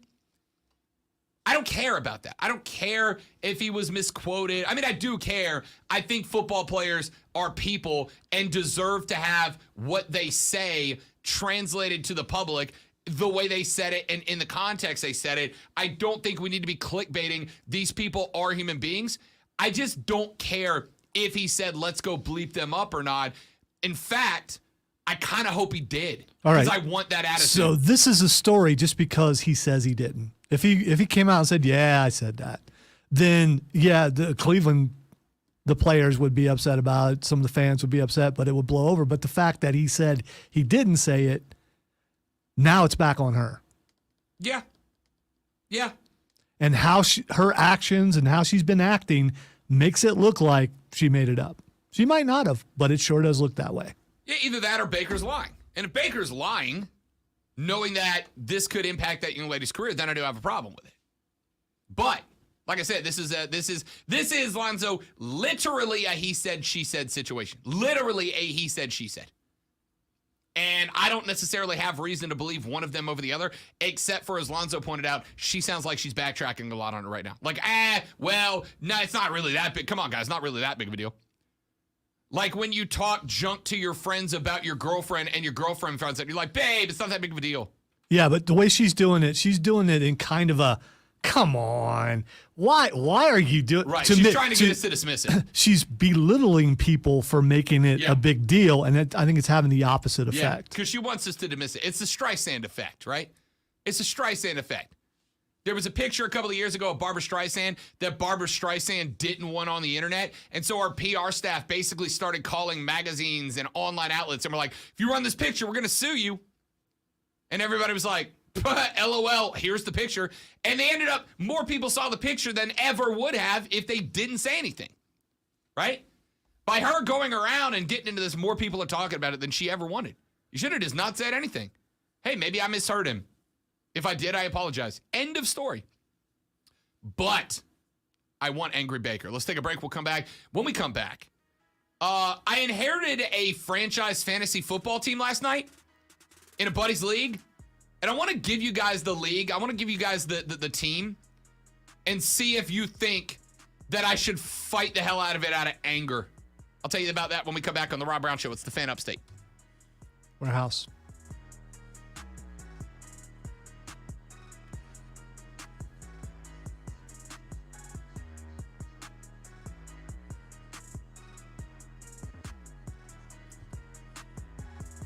So a couple of days ago after work, I got the opportunity to go hang out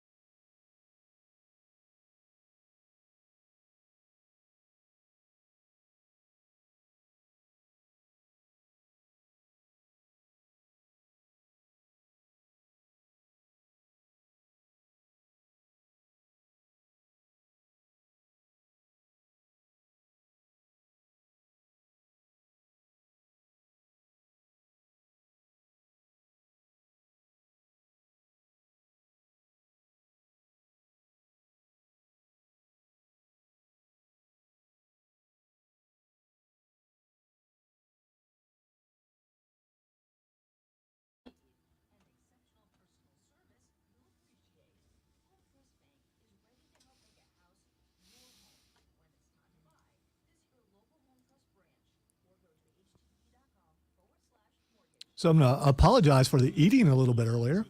And, because we need to eat to live. These microphones are very sensitive, and I usually am done before I sit back here. So, feel free to call me out if I do it again, and I'll try not to.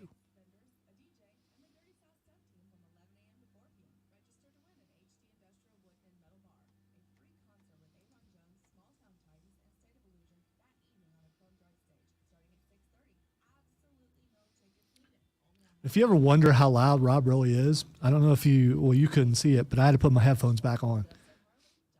He was launching his voice. And surprisingly, it wasn't peaking, which is weird, but he was kind of back like this.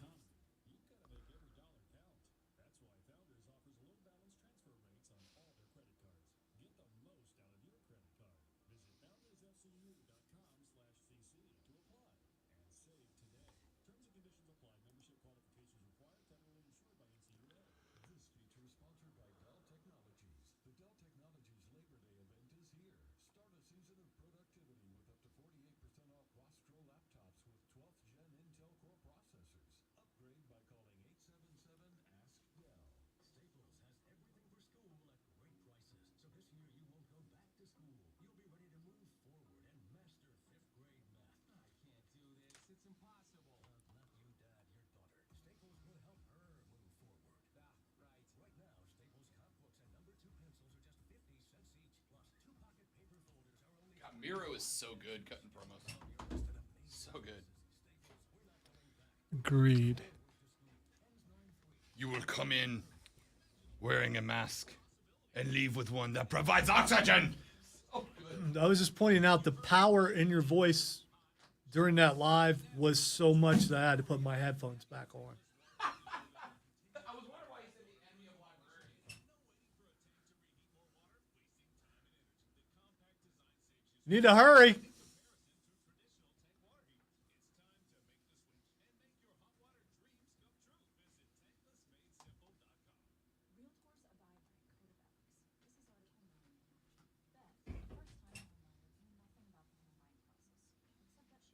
Russell Wilson 5 more years? Golly, Russ.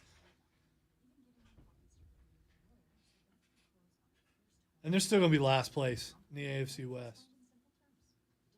Solid maybe.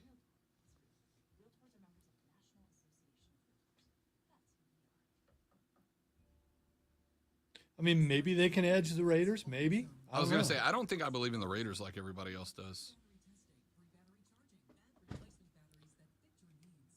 Well, we'll see if Devontae Adams is as good as advertised or if it was just Aaron Rodgers that made him look that good. Now I hope he bombs just for that.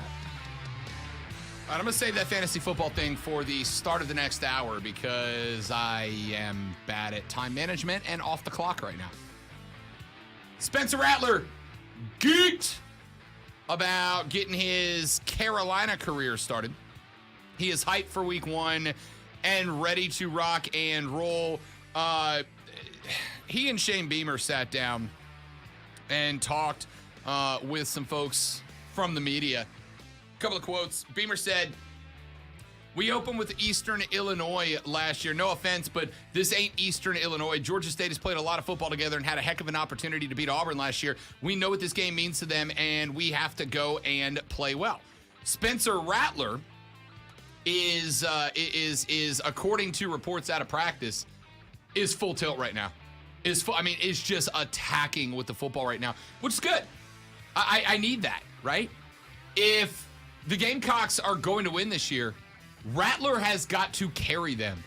And from what we've seen so far, it looks like he understands that. I'm going to give you one name I want you to keep an eye on tomorrow. Austin Stogner, tight end. Because I think Rattler and he make a formidable duo.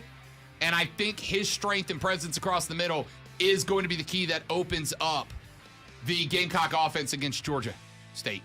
Not actual Georgia. They won't beat them. Sorry. Come back. Did I get the wrong end of the stick on a fantasy football team I just picked up? I want your thoughts and maybe advice because it's draft night. Back after this on the Rob Brown Show in the Fan Upstate.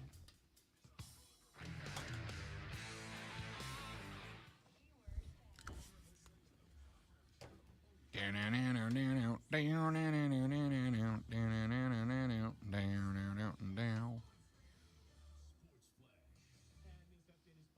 you know that someone on this station is tweeting that the Clemson defense is going to be historical this year?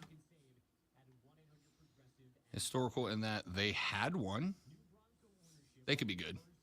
I don't know how good. What's that? What's this? I mean, I guess historical is stats better than ever. I would say it's got to be, right? A lot of things play into that, though. It's just not just how good your defense is, but how bad all the offenses you go up against are. Last I checked, they're still playing the ACC, right?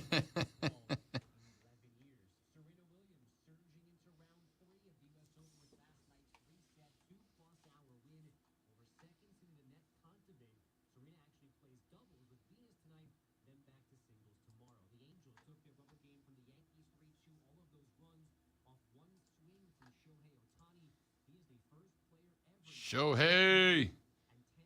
Say hey, Shohei. Get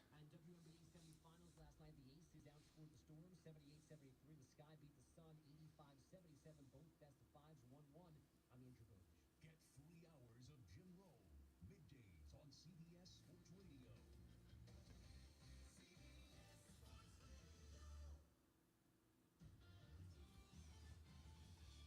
Life is short, and if we spend our time suffering with pain and it takes away our joy, that's not a very good way to live. He's right. It's hard to be happy when you're in constant pain. QC Kinetics patient Chad admits the chronic pain in his knee really robbed his quality of life. When I was going to the traditional doctor and getting the pain pills, my smile wasn't as big as it usually is. Going to my high school reunion on crutches, it was awful. But then Chad visited QC Kinetics. He experienced the real power behind natural regenerative treatments. Using healing properties from his own body, QC Kinetics was able to restore and repair damaged tissue, finally giving Chad lasting relief with no drugs, no surgery, and no downtime. And I'm feeling on top of the world because of QC Kinetics. Standing on top of the world for a little while. Standing on top of the world for a little while.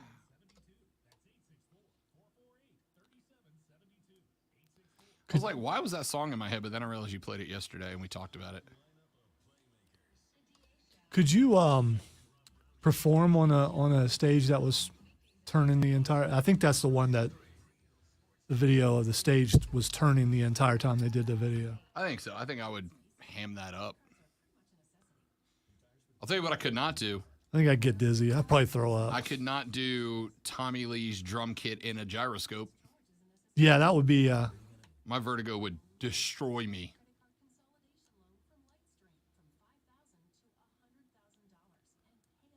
Saw a Christian band Newsboys one year, and the kit turned upside down, and he like played upside down. I mean, what happens if you drop a stick if you're upside down? I mean,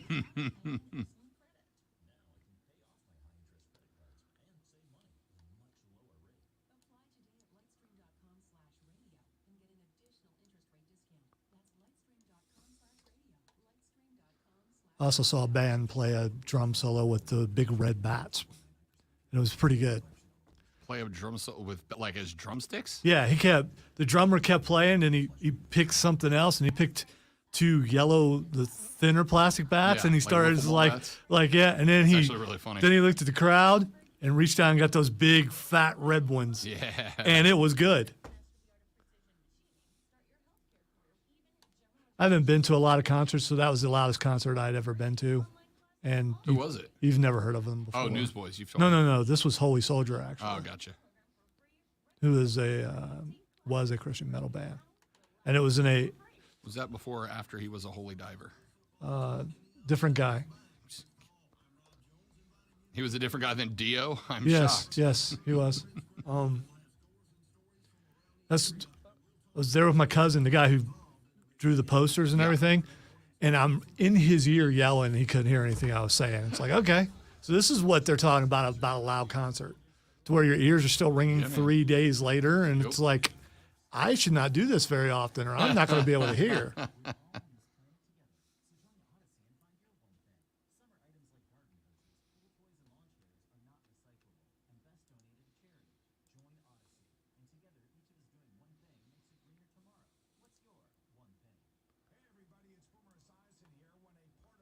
But you know, Rob, bands were louder in the 80s.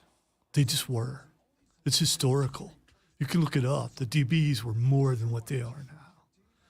Rockers these days are too sensitive, worried about the fans' ears. So, historically speaking, my band very frequently gets told that we're too loud, and by very frequently, I mean pretty much every show that we play. And we have told bar managers before, like, dude, it's 80s music. It's supposed to be loud. They made it that way on purpose. I told a crowd one time, after we got told that we were too loud, I told a crowd one time on the mic, if you guys think we're too old, we think you're too loud. Or no, flip that around. If you think we're too loud, we think you're too old. And the bar manager was like, really, dude? Really? Trey said he got his picture taken with the drummer that I'm Nice. talking about. I dig it.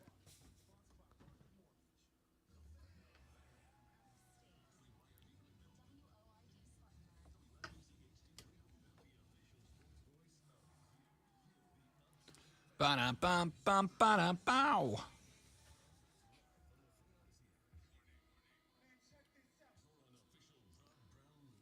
Tim Frisbee says, loudest concert I heard was AC/DC on June 7th, 1979.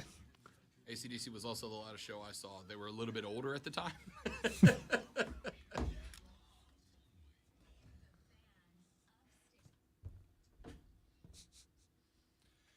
The third, the final, the best, the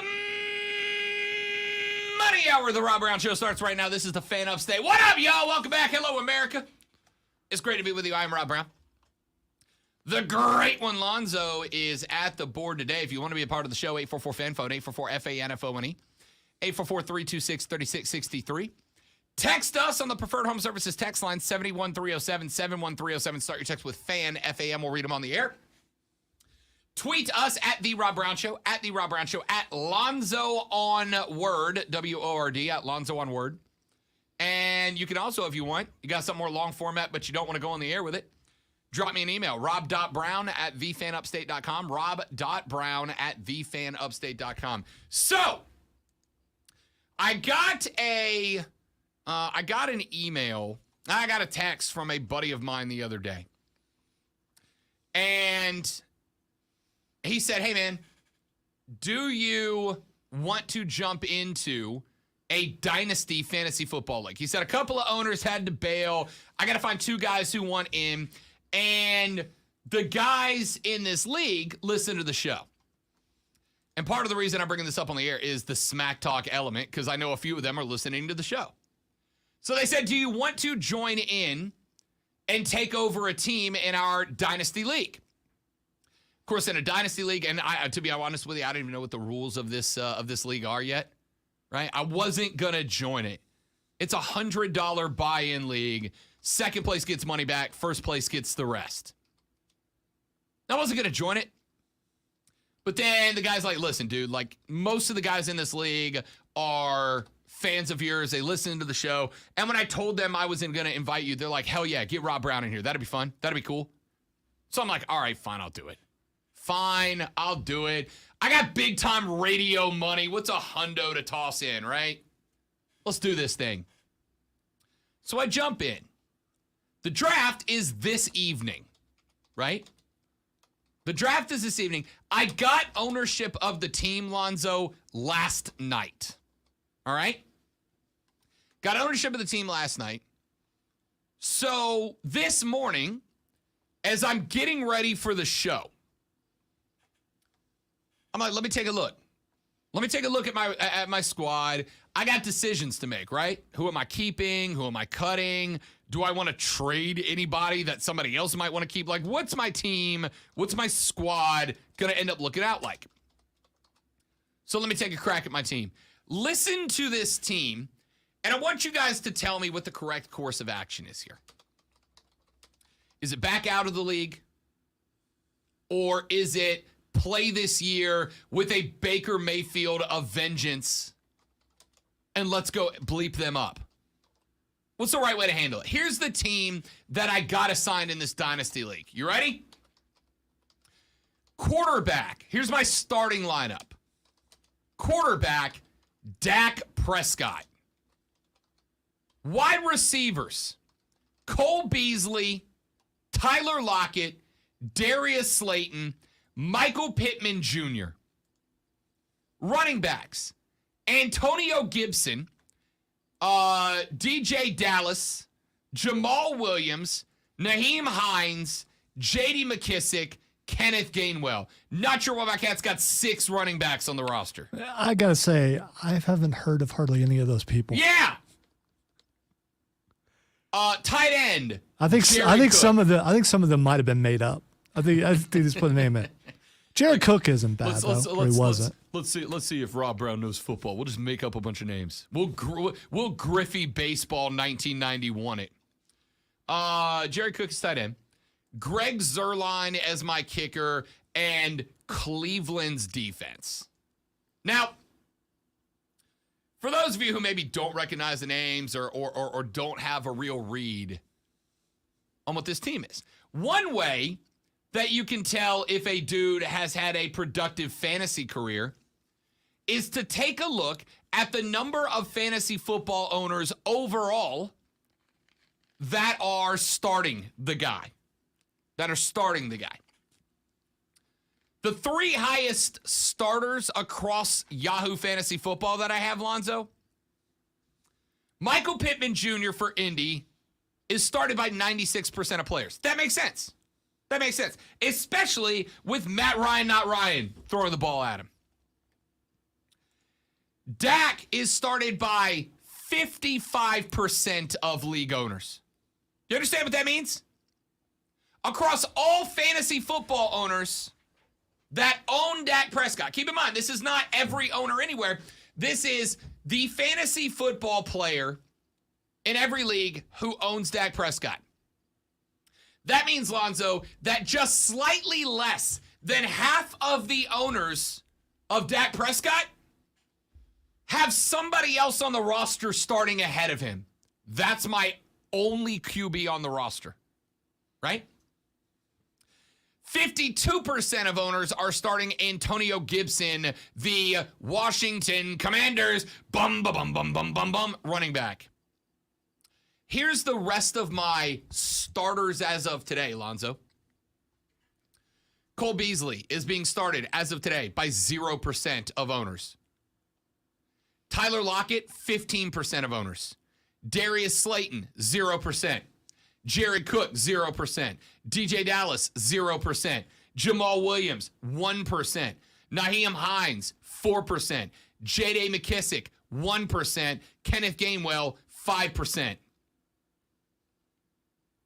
So my question here is, though, what do I do about this? The draft's tonight. Do I write the guy back and go, hey, man, I appreciate it, but ain't no way I've got a shot with this roster? You have just handed me like the 2017 Cleveland Browns and asked me to win. And keep in mind, it's got added value here because of who I am, right? Because if I get bakered in this league, if I get run in this league, that means there's going to be 15 other dudes around the upstate that are going around going, Rob Brown, that guy don't know football. I kicked his ass in fantasy football. He doesn't know football. All right. So you're saying this is a work and you're the victim of this. And I'm not saying it is. I'm asking, here's is what that unreasonable? This is, you said the draft is tonight. This was last year's team, right? It is, but it's a dynasty league. So who the hell am I going to keep off of this team, right? Like I'm going to keep I'm going to How many do you have to keep? I don't know. I think I get 2 or 3. I got to tell you, there's only one I want to keep, which is Michael Pittman Jr., right? I got one guy who's a bona fide fantasy playmaker. It's Michael Pittman Jr. He's the only guy. So here's what you need to do. You need to go in and you need to mop the floor with these guys and show them who you are. You're Rob Brown. You want to hand this to me? This is what you want to give to me, Rob Brown, thinking that you're going to be able to brag to everybody that you beat Rob Brown. You're not going to beat Rob Brown. Rob Brown's going to come in here. He's going to tear this draft up, and he's going to destroy all of you. You're not going to want to play each week when you find out you have to play Rob Brown. That's what you got to do. I'm going to tell you right now, if I take this team that I was handed as a dynasty with one guy worth keeping, and it's not my quarterback, it's a wide receiver, it's arguably maybe the third most important position behind quarterback and running back, right? In a dynasty league. I got one guy worth keeping on this squad. Now, here's what I will tell you to fill in the details. I was told last night that this is a league that does allow the trading of draft picks. And they're getting back to me. I'm waiting on my guy T to get back with me because he goes, I think he may have traded some studs last year to pick up a handful of extra draft picks, right?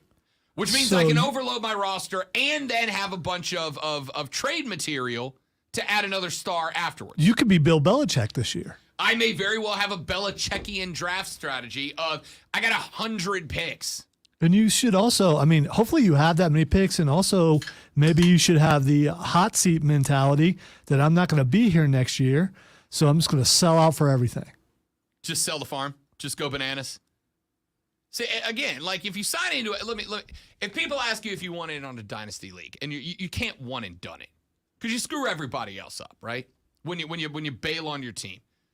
Like imagine Lonzo, if you were in the midst of building a roster. Let's make up a team name. Let's theoretically say that your team name is the Saints. And let's say you were building up a roster with an offensive mentality because you've got a coach. And then that coach one day is like, I'm retired. I don't think I want to do this anymore. Good run. I'm out. That would be frustrating, right? It would be frustrating. Don't do that. Texas said the person that had this team before you must have been a Cowboys fan. That's the only reason to have Dak Prescott. Plus, the Cowboys only have one quarterback currently.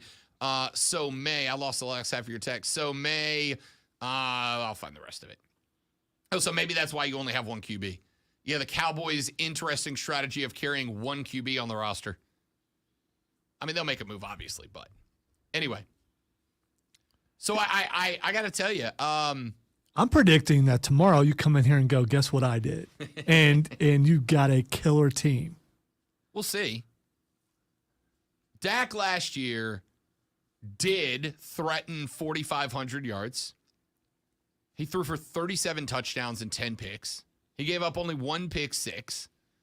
He rushed for 146 and a touchdown. It really, fantasy-wise, it's not the worst guy I could be stuck with. But that's not worth. Is that worth keeping as a dynasty slot? If you can't get Tom Brady, Aaron Rodgers, or Patrick Mahomes, who's the next quarterback you'd go with?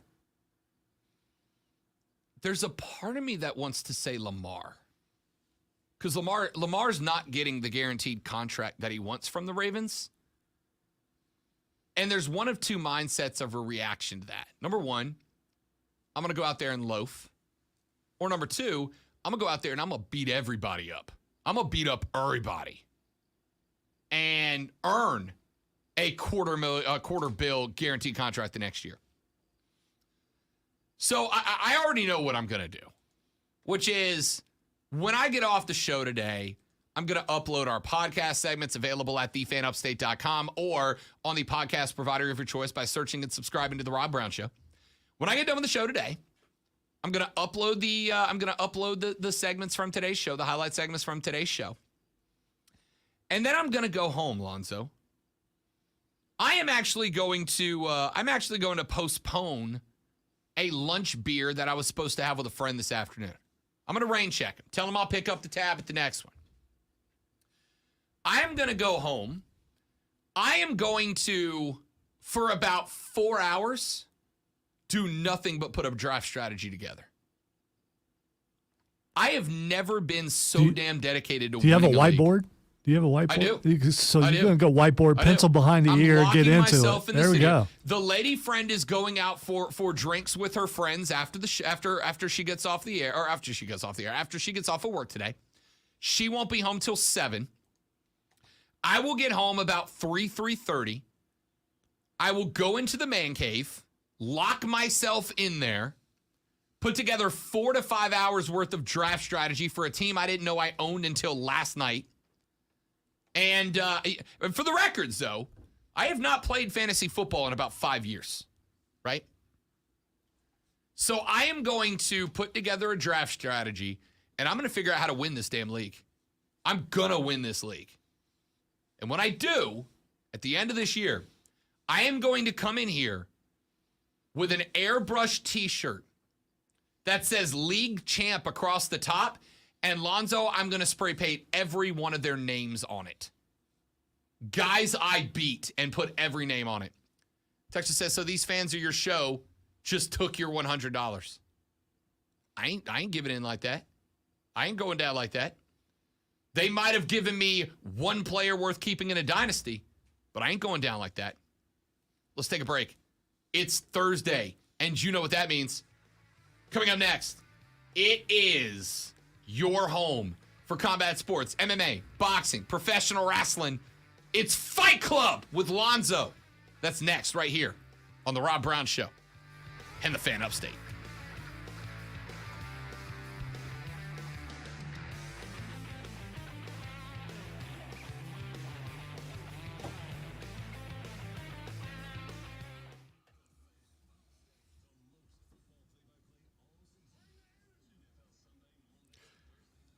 Only played fantasy football 1 year, and I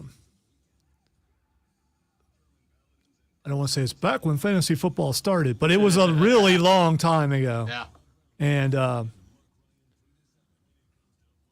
it was when Cam Newton was just named starter for the Panthers. So that's how long ago it was. I did not do very well. Well, because I didn't understand it that much. I think I have a better understanding now. I still have no interest in playing because I think it occupies way too much of your time. It very much does. And then you have to focus on more teams than what you really want to. James asks, have you ever been tempted to draft only Saints and LSU players and go full homer? Yes, I have in the past. Primarily when the Saints were really at the top of the NFC, I thought about that. The problem is, just because you're going only Saints doesn't mean everybody else won't take Saints players. And when the Saints under Sean Payton were at the top of the NFC for a number of years, it was like, who didn't want Colston or Bush? Who didn't want Mike Thomas, the slant god, the first couple of years, right? So it's hard to do because then you got to start reaching for guys way early. And it's like, as much as I'm fine with that, you know what I want to do more than that? Win the league. I don't come for second place. There you go. No second place.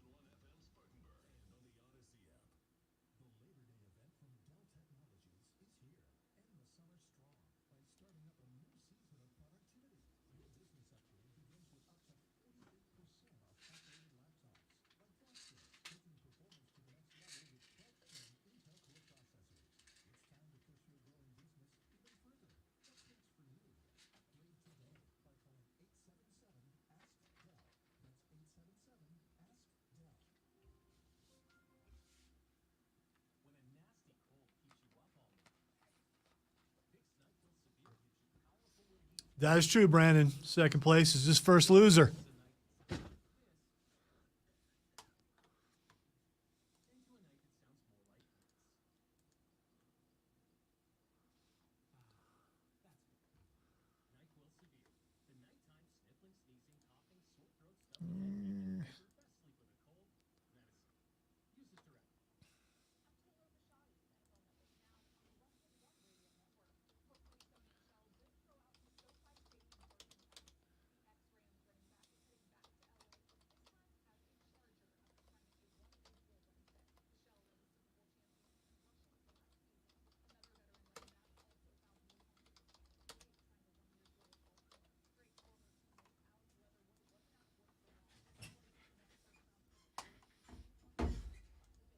You're not first, you're last.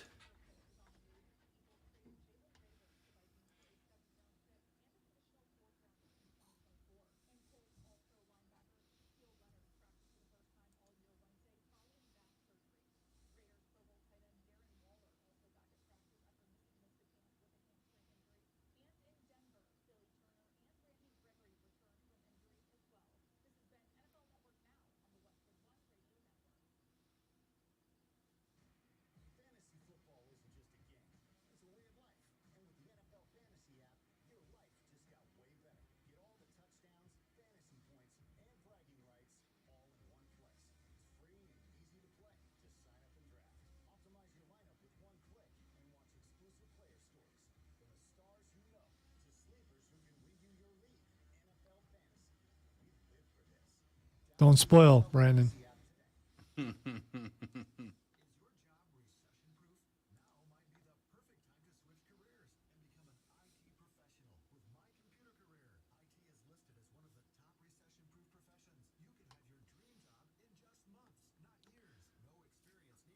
So it was cooler out this morning. You know what that means for me?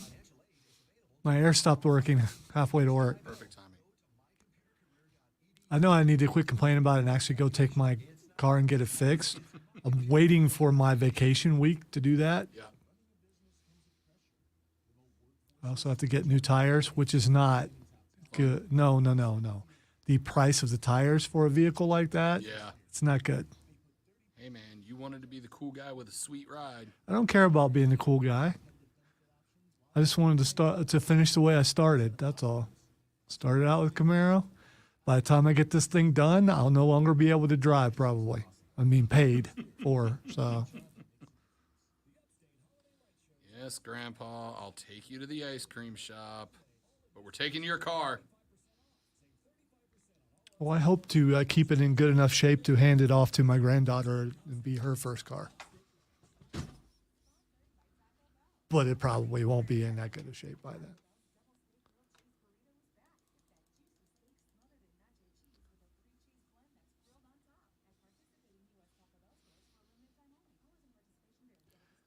Yeah, I'm not worried about people taking my keys away when I reach that age. I'm just not going anywhere. So, I mean,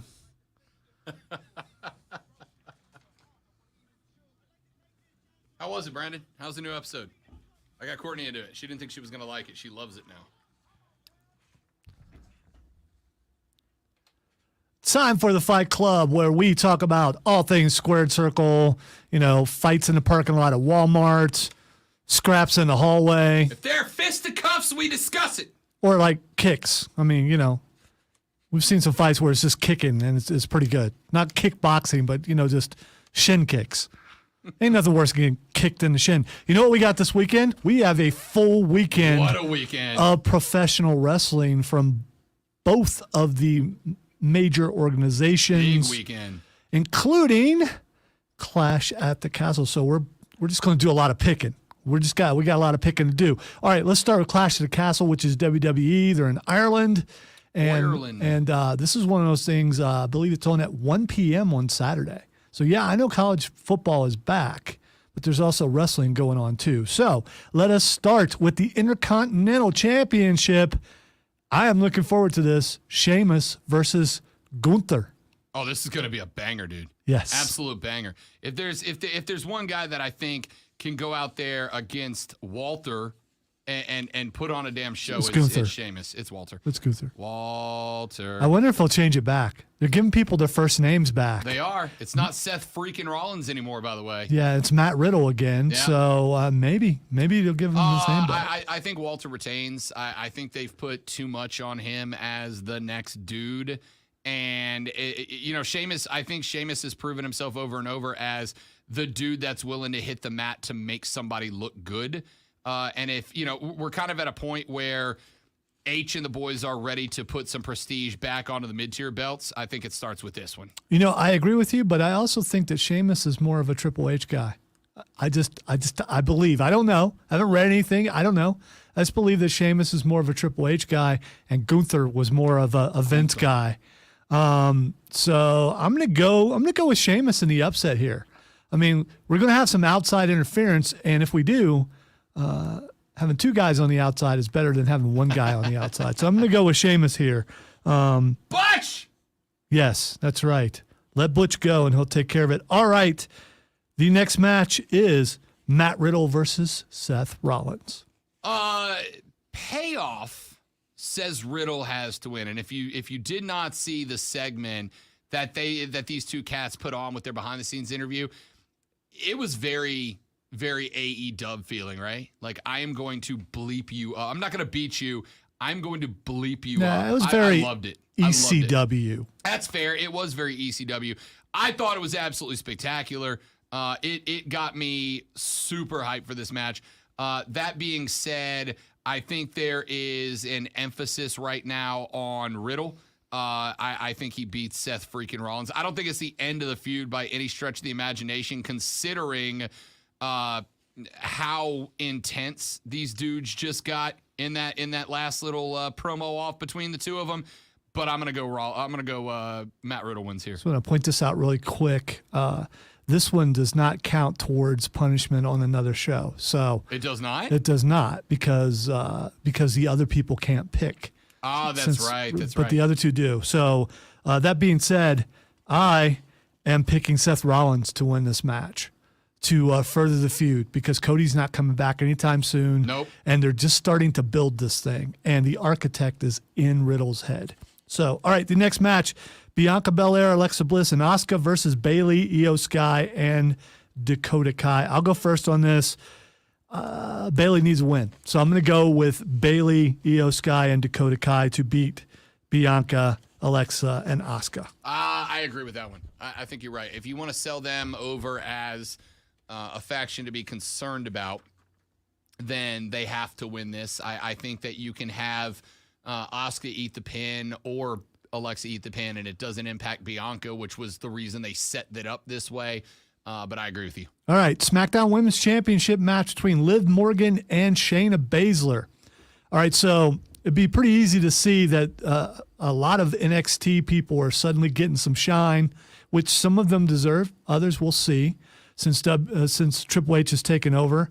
Shayna was buried, and she shouldn't have been. She was a monster when she came up, Yep. and she should have had the belt already multiple times over, especially when there's no Charlotte and no Sasha. But you know what? I'm going to go with Liv Morgan to somehow keep the belt. Another weird, quirky way to do it, but I think she's going to win. I hate it, but I'm actually going to agree with you on this one as well. I think that there's been an effort to try to get Liv over, and honestly, she had, crazy babyface heat. She was super over when she got the belt, but I don't want to say cheap defeat of Ronda Rousey, even though Ronda's a heel, and that's why they're trying to turn Ronda back into a mega heel at this point. I think people kind of lost it. Like you were at the Greenville show, Zoe, and from what I understand, she was getting a bunch of heat. She was, but she leaned into it. And when you're a true babyface, you don't lean into that. You don't want it. She leaned into it. She was standing up and getting the crowd to boo her. Yeah, I don't know, man. I wonder if they almost try to move her into a twin role. I'll go Liv here. All right, and finally, the final match at the Clash at the Castle, undisputed WWE Universal Championship. They got to split them just so it's not so lengthy to say. Drew McIntyre versus Roman Reigns. I'm going to go first on this. Drew McIntyre wins. Drew McIntyre takes out Roman Reigns. It's time for him to lose. But it doesn't mean he wins the belt. He wins the match, but he doesn't win the belt because Karrion Kross comes out and attacks Roman Reigns instead. I'm going to go yes and no. I don't know that McIntyre's not walking out as Drew two belts, right? Like it's not happening. However, I could very much see him walking out with one of the two belts. How they do that is going to be interesting. And I think it's going to come down to not necessarily like a separation of the belt so much as H or Adam Pearce or whoever is going to come out and go, yeah, we can't have it in this way. McIntyre won that, but now we're going to do Karrion Kross, or McIntyre maybe wins them both and then Kross. I don't know how they're going to do it. It's not going to end clean, and you're going to have the belt split. Drew will have one, Roman will have the other, just to set up Roman v. The Rock at WrestleMania. All right, it doesn't matter since this doesn't count for something, but I'm just going to put you down as Drew winning. Because I don't know, or I'll just put your name on both of them, which is just it's kind of cheap, but I get it. All right, NXT Win World. There are two pay-per-views. No, there's one premium live event. Thank you. And one pay-per-view on true. Sunday. Vince is gone. You can say whatever you want now. Well, you're not actually paying for it in pay-per-view. There's one Peacock event, in one pay-per-view. Is that better? I mean, That'll 'cause, work. okay, all right. So NXT When Worlds Collide. Rob knows barely nothing about the NXT roster, which puts, it's basically me picking against the line on tomorrow. All right, the first match, Gallus versus Pretty Deadly versus the Creed Brothers versus Josh Briggs and Brooks Jensen for the NXT and NXT UK Tag Team Championships. NXT UK is done. They're changing it into Europe, so they're combining some of these titles. Well, actually, they're combining all these titles. So who you got? I don't know, Lonzo. You don't know any of the teams. That's No, the I do, thing. because I got, you've seen me. I've gotten back into it in the last couple of weeks. All right, I'm going to go with who I believe is a fraternity brother. So I'm going to go with the Creed brothers. One of the Creed brothers went to the college I went to. So I'm just going to believe he looks like the kind of guy that would have been in my fraternity. So I'm going to go with the Creed brothers. I like it. I really like them. I like Gallus. I think they're fantastic. I also think you got to kind of split the belts up between the NXT and NXT UK guys, because if you want NXT Europe to succeed, UK as the foundation's got to look strong. So I'll go with this is one of the spots that they put the belt on the European guys. I'll go Gallus. Why not? All right, the next match is Katana Chance and Caden Carter, who are the present NXT Women's Tag Team Champions, against Nikki ASH and Doudrop. I don't see. I mean, it's cool that they brought down some main roster folks to participate in this, but I don't see them walking out with any of the belts. Maybe Ricochet. So I'm gonna go with the current belt holders whose names I don't remember. All right, so I am actually going to go with Nikki ASH and Doudrop, and here's the reason why. They actually are a tag team, and they don't know what to do with them on the main roster, and I think they're going to take the superhero gimmick off of Nikki, and it's better to bring her down and take it off of her in NXT before they move her back up. Can I can I go with a stipulation of if Nikki ends this match not wearing a mask, then I pick them, but if she does have the mask on, I go the kids. No, the wall's at stake. Okay. All right, the next match. Fair enough. Carmelo Hayes versus Ricochet for the NXT North American Championship. You've already said who you're picking there. I'm going to go with you with what you're saying. Carmelo Hayes is going to win this. But it's going to be Probably a banger of a match. probably going to be the best match. And people will remember this match.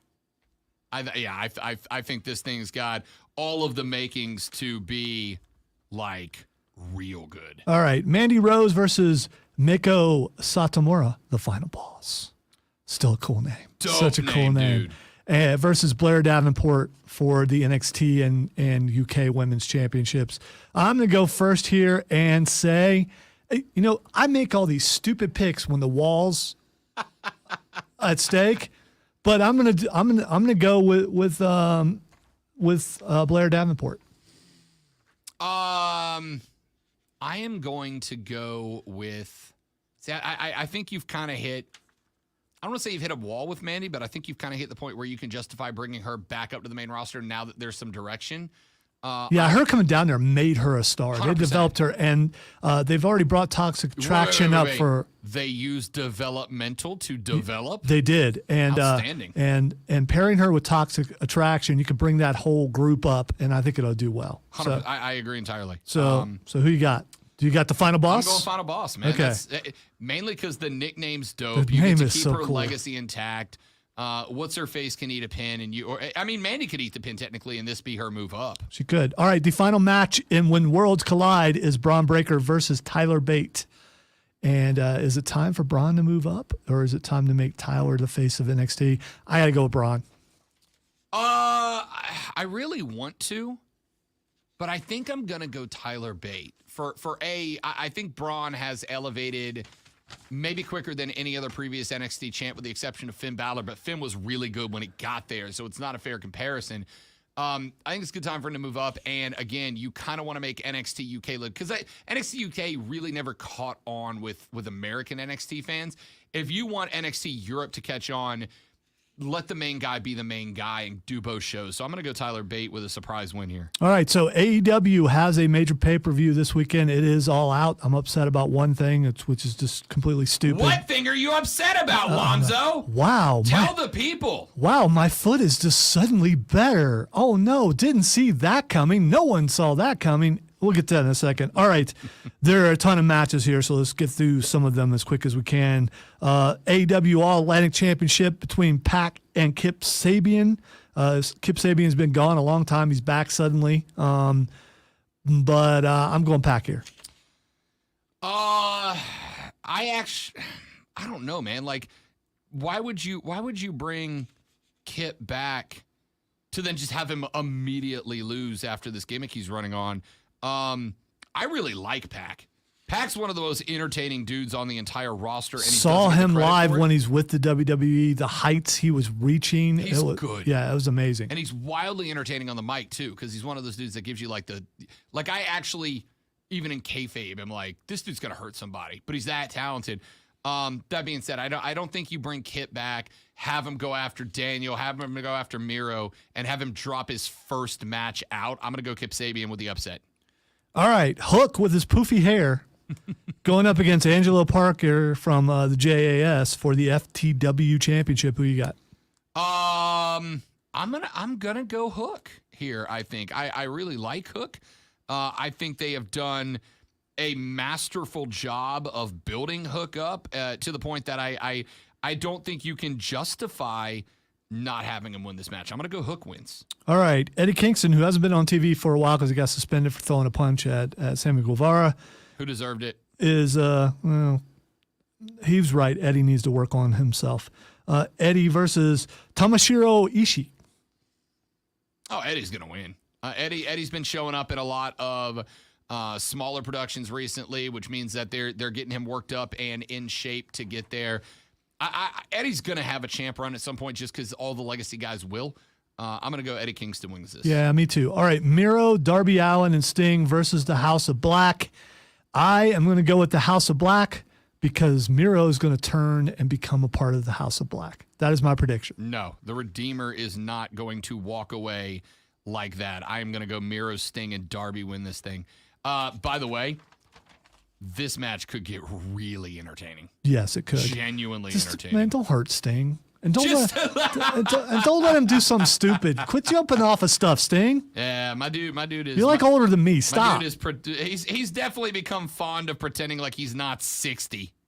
All right, Ricky Starks versus Powerhouse Hobbs. The thing is, they built this up for a while, and then you haven't really seen anything the last couple of weeks on it, or at least this past week. I don't know, man. Ricky got a hell of a promo last week. Yeah, true. I'm going Ricky Starks. He's due to win. Absolutely, I am as well. 100% I am as well. I think Ricky Starks is... I've been telling Lonzo for the better part of since AEW started that I think Ricky Starks is, and I think he's a star in the making. And this is a real chance for him to show that off against a genuine threat. I'm going to go Ricky Starks. All right, here we go. Grudge match. Jungle Boy versus Christian Cage. Jungle Boy. Cage is, I absolutely think, one of the cats that's not afraid to use his name to put younger guys over, and this is a real good chance to make Jungle Boy look really good. Yeah, I agree. It's time to bring back MJF, though. Christian Cage doesn't need to be doesn't need to be that guy when MJF is the master. And right now, Christian Cage is carrying the ultimate heel. Not that he can't do it, but he's I not absolutely MJF. can do it, but it's just like, you know, It's like, MJF's so hey guys, good. we need someone to do this. Christian raises his hand. I'll do it. Yeah, kind of. I mean, you're most certainly not wrong. MJF does need to come back. I think there's a good chance he does, right? Like, in fact, I to the point that one of the first thoughts I had was MJF comes out and screws Punk. How are you going to get more heel heat than screwing Punk in Chicago out of a title? Oh man, I hope so. See what I'm saying? Like, it's set up. It's Yeah. right there. All right, we'll get to that in a second. Bryan Danielson versus the Lionheart, Chris Jericho. We've already seen what's going on with some of the JIS. I want to be more interested in this match than I am, but I'm not really that interested in it. So I'm going to go with Danielson to win. I am gonna go Jericho, but it's a dirty finish, and the only reason why, and I hate to say it, is because Jericho has been, like we talked about, guys putting other guys over. I think Jericho's doing that in an interesting way, in that he's losing big time matches to guys, but then he's letting them get him back down the line. Daniel Bryan doesn't need that. I'm going to go Jericho wins with help from the JAS, but Garcia comes out and beats the hell out of Jericho afterwards. All right, I'm going to skip the casino ladder match because there's just too many guys in there. So we'll go with Wardlow and FTR versus Jay Lethal and the Motor City Machine Guns. I'm going to go first on this. Wardlow's due for a loss. It's probably not going to be a clean loss. He's just been dominating everybody. And no, this has nothing to do with my dislike for FTR, which obviously I do sure? because Sure? they're hypocrites. You Went off the sure? ropes again last week, even though we don't do that. Yeah, unless you feel like it's No necessary. flips, just fists. Lonzo. Yeah, which is a lie. No flips, okay, just fists. all right, just be who you say you are. That's all I'm saying. And they can't do that. So I'm going to go with Jay Lethal and Motor City. Wardlow is not due for a loss. The dude's wicked over right now, and FTR, much to Lonzo's chagrin, might be the most over tag team on Liars. this roster They're right liars. now. Wardlow and FTR win. All right, Jade Cargill versus Athena. Are we finally going to see Jade Cargill lose to somebody? I Yes. mean, if somebody's going to do it, It's Athena. it's Athena. Yeah, it's Athena. It's So 100% Athena. So you're going with Athena. I'm going with Athena here. I'm Me going too. with Ember. I think that listen, no doubt, Cargill is arguably, just in terms of looks, the best looking women's champion anywhere. I don't mean like she's hot. I mean like she looks like a certified G. But I don't feel like she's worked up the character enough to where people are behind her, even as a heel right now. Athena, on the other hand, is quite the opposite. All right, AEW World Tag Team Championships.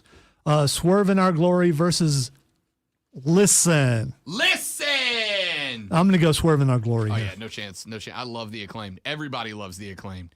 Everybody loves Yeah, the they Acclaimed. say that. That's exactly Yeah, what they say. everybody loves the Acclaim, Everybody loves but- the Acclaim. But no chance. All right, we got 3 more matches to get through really quick. Interim AEW Women's World Championship match between Toni Storm, Britt Baker, Jamie Hayter, and Hikaru Shida. I really like Shida. I've always liked her. I thought she was the only real women's wrestler for a while when AEW first started. I think she's been overshadowed a lot since they brought in other people. But this is Toni Storm's time. I'm going to go with Toni Storm. I agree, which is interesting because Dr. Britt Baker, DMD, Friend of the show. has not lost a pay-per-view match. Talking about streaks with Cargill, she hasn't lost a pay-per-view match. It's time. All right, AEW World Trios Championship match. The Elite versus the Dark Order or the Best Friends, because we don't know. We don't know. That match is, we probably could find out because it's already happened. But so we don't know who's representing. Doesn't matter. The Elite's going to win. Be elite. I'm kind of curious about that because they announced earlier today Bobby Fish is not getting his contract renewed, which means we are not getting. You can leave it there. I don't care. Which means we are not getting the Elite versus whatever we're calling the other faction now.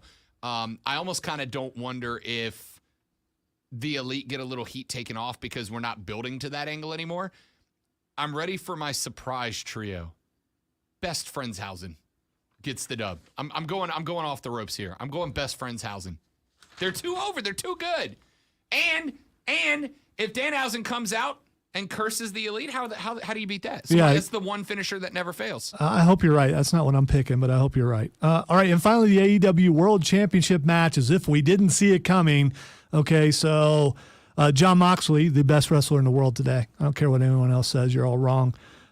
Defeats CM Punk in 3 minutes and 6 seconds. It's a squash match. I'm so happy, but I knew that it was all to set up CM Punk winning in his hometown, but it's not going to happen. Jon Moxley is going to win this, maybe for the reason that Rob mentioned earlier. Maybe MJF comes out. Maybe Colt Cabana comes out and causes CM Punk Ooh. to lose. I don't think so. There's too much real life heat for that. Which is all the more reason to do it. I mean, it would hook me. Yes, It would hook me. but I'm going with Moxley.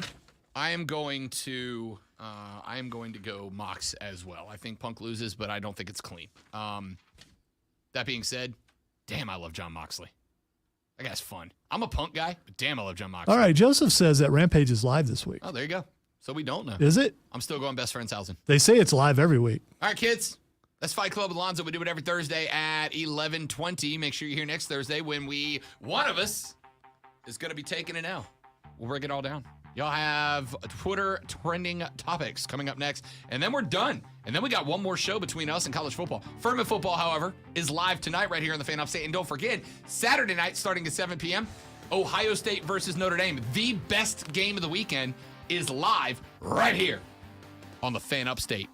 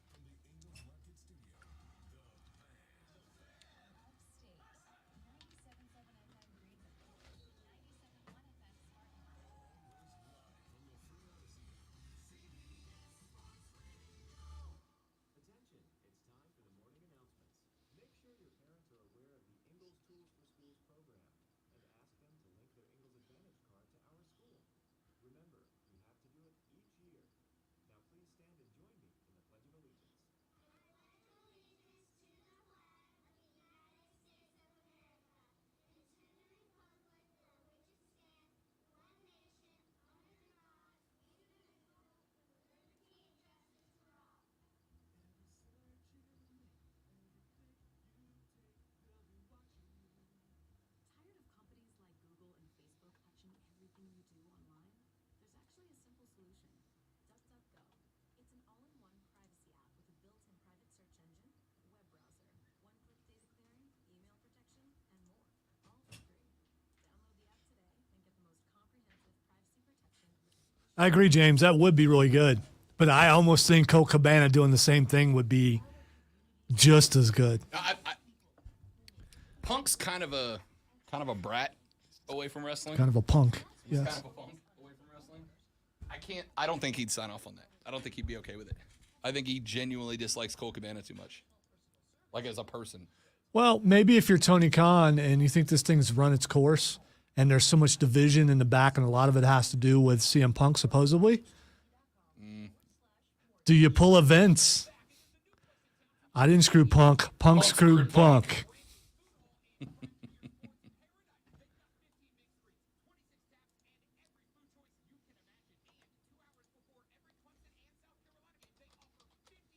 I'm the cult of personality.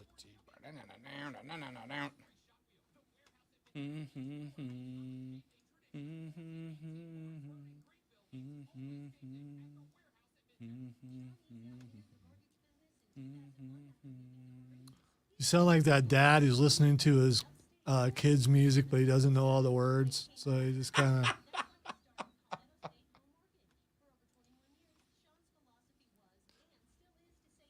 I had a stepdad like that. I was really bored when we moved down here, and I made an entire parody video of him doing like a K-Tel album and sent it to my cousin. I mean, he was so bad.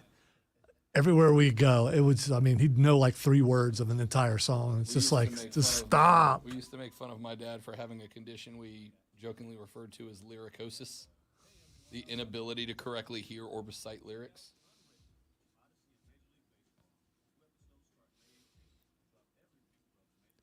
If I feel like I really need to learn a lyric that I don't know what it is, I just look it up. So I'm the same way. a few months ago, I learned Year of a Cat because I never knew the words to it. And I really loved Year of the Cat, Oh, okay. which is before your time, Rob. Yep. But so I just listened to it over and over again until I finally memorized it because I loved the song but never knew the words. Remember, I had to ask you what patchouli was.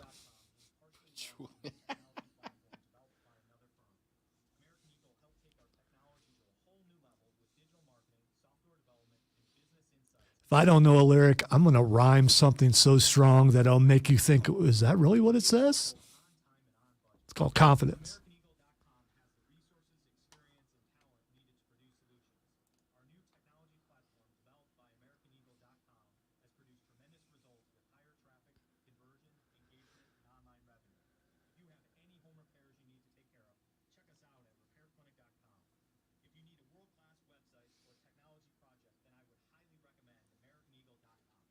Uh-oh. New player. Dirt Sheets are reporting that Braun is back with WWE. Am I just killing off your trending topics right now? Leave it in there. We haven't said it on the No. It's just, no, man. I'm not. I mean, that's cheating. I ain't doing it. I'm just not doing it. It just.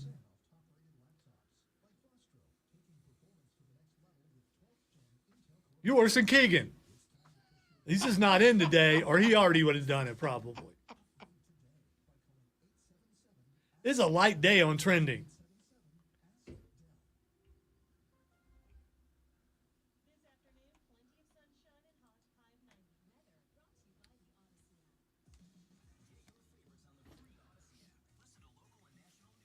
I just want Braun that flips over ambulances back, not choo-choo train Braun. Yeah, that was so lame. All right, welcome to Twitter Trending Topics. I don't have any. You know why I don't have any? Because Rob took them all away, and I'm not going to cheat because, you know, the streaming audience, which you really should watch us on stream, knows how I violently threw my headphones down. He really did. When he took away the only one that I really had. So I'm going to go with this. It's not trending, but it should be. Views from Mint Street podcast. You should check that out wherever you find your podcast, where Rob and I break down everything Carolina Panther. Also, something that's not trending, but it should be, the Furman Paladins play live tonight. That's right. Right here. It's not even tonight. It's not even tonight. It really starts at 3:00 with Mark Ryan and Offsides, who's going to be broadcasting live from Paladin Stadium. Going right into pregame, which starts at 5:30 with Dan Scott and the guys, and goes right into the game, the kickoff right around 7:00. And the other thing that's not trending but should be is Ohio State versus Notre Dame this Saturday, live right here on the Fan. And by the way, you can also hear it on the Odyssey app. The Fighting Irish and the Nuts getting at it on Saturday, and we will have the game live, which I said earlier in the show. To me, that is the game Saturday. Y'all can do all you want to do to sell me on Georgia v. Oregon. I got nothing for that game. Georgia's gonna dog walk Oregon. All right, they're gonna. The spread is 17. Oregon's losing by 21. All right, it's a 3-touchdown game in my opinion. Notre Dame, Ohio State. We're doing our Boo Box bets tomorrow. Notre Dame's a 17-point dog in that game. I think I'm picking them to cover, but I'm not 100% sure. I definitely do not know. That may be a pressure pick for me tomorrow. You know? Like when the waiter's like, are you ready to order? And the other 6 people at the table go, yeah, I'm ready, and you don't know what you want yet, right? And then it gets to you and you still don't know, and you just yell something out real quick. Flaming out!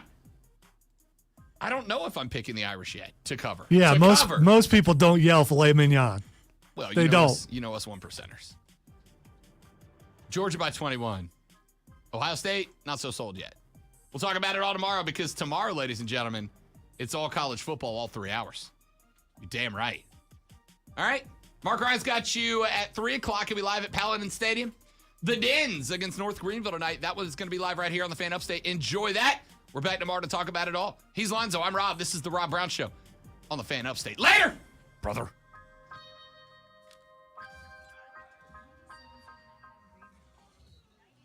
Brandon said radio money, Lonzo. That's exactly right. Which is a lot like Monopoly money and worth about as much.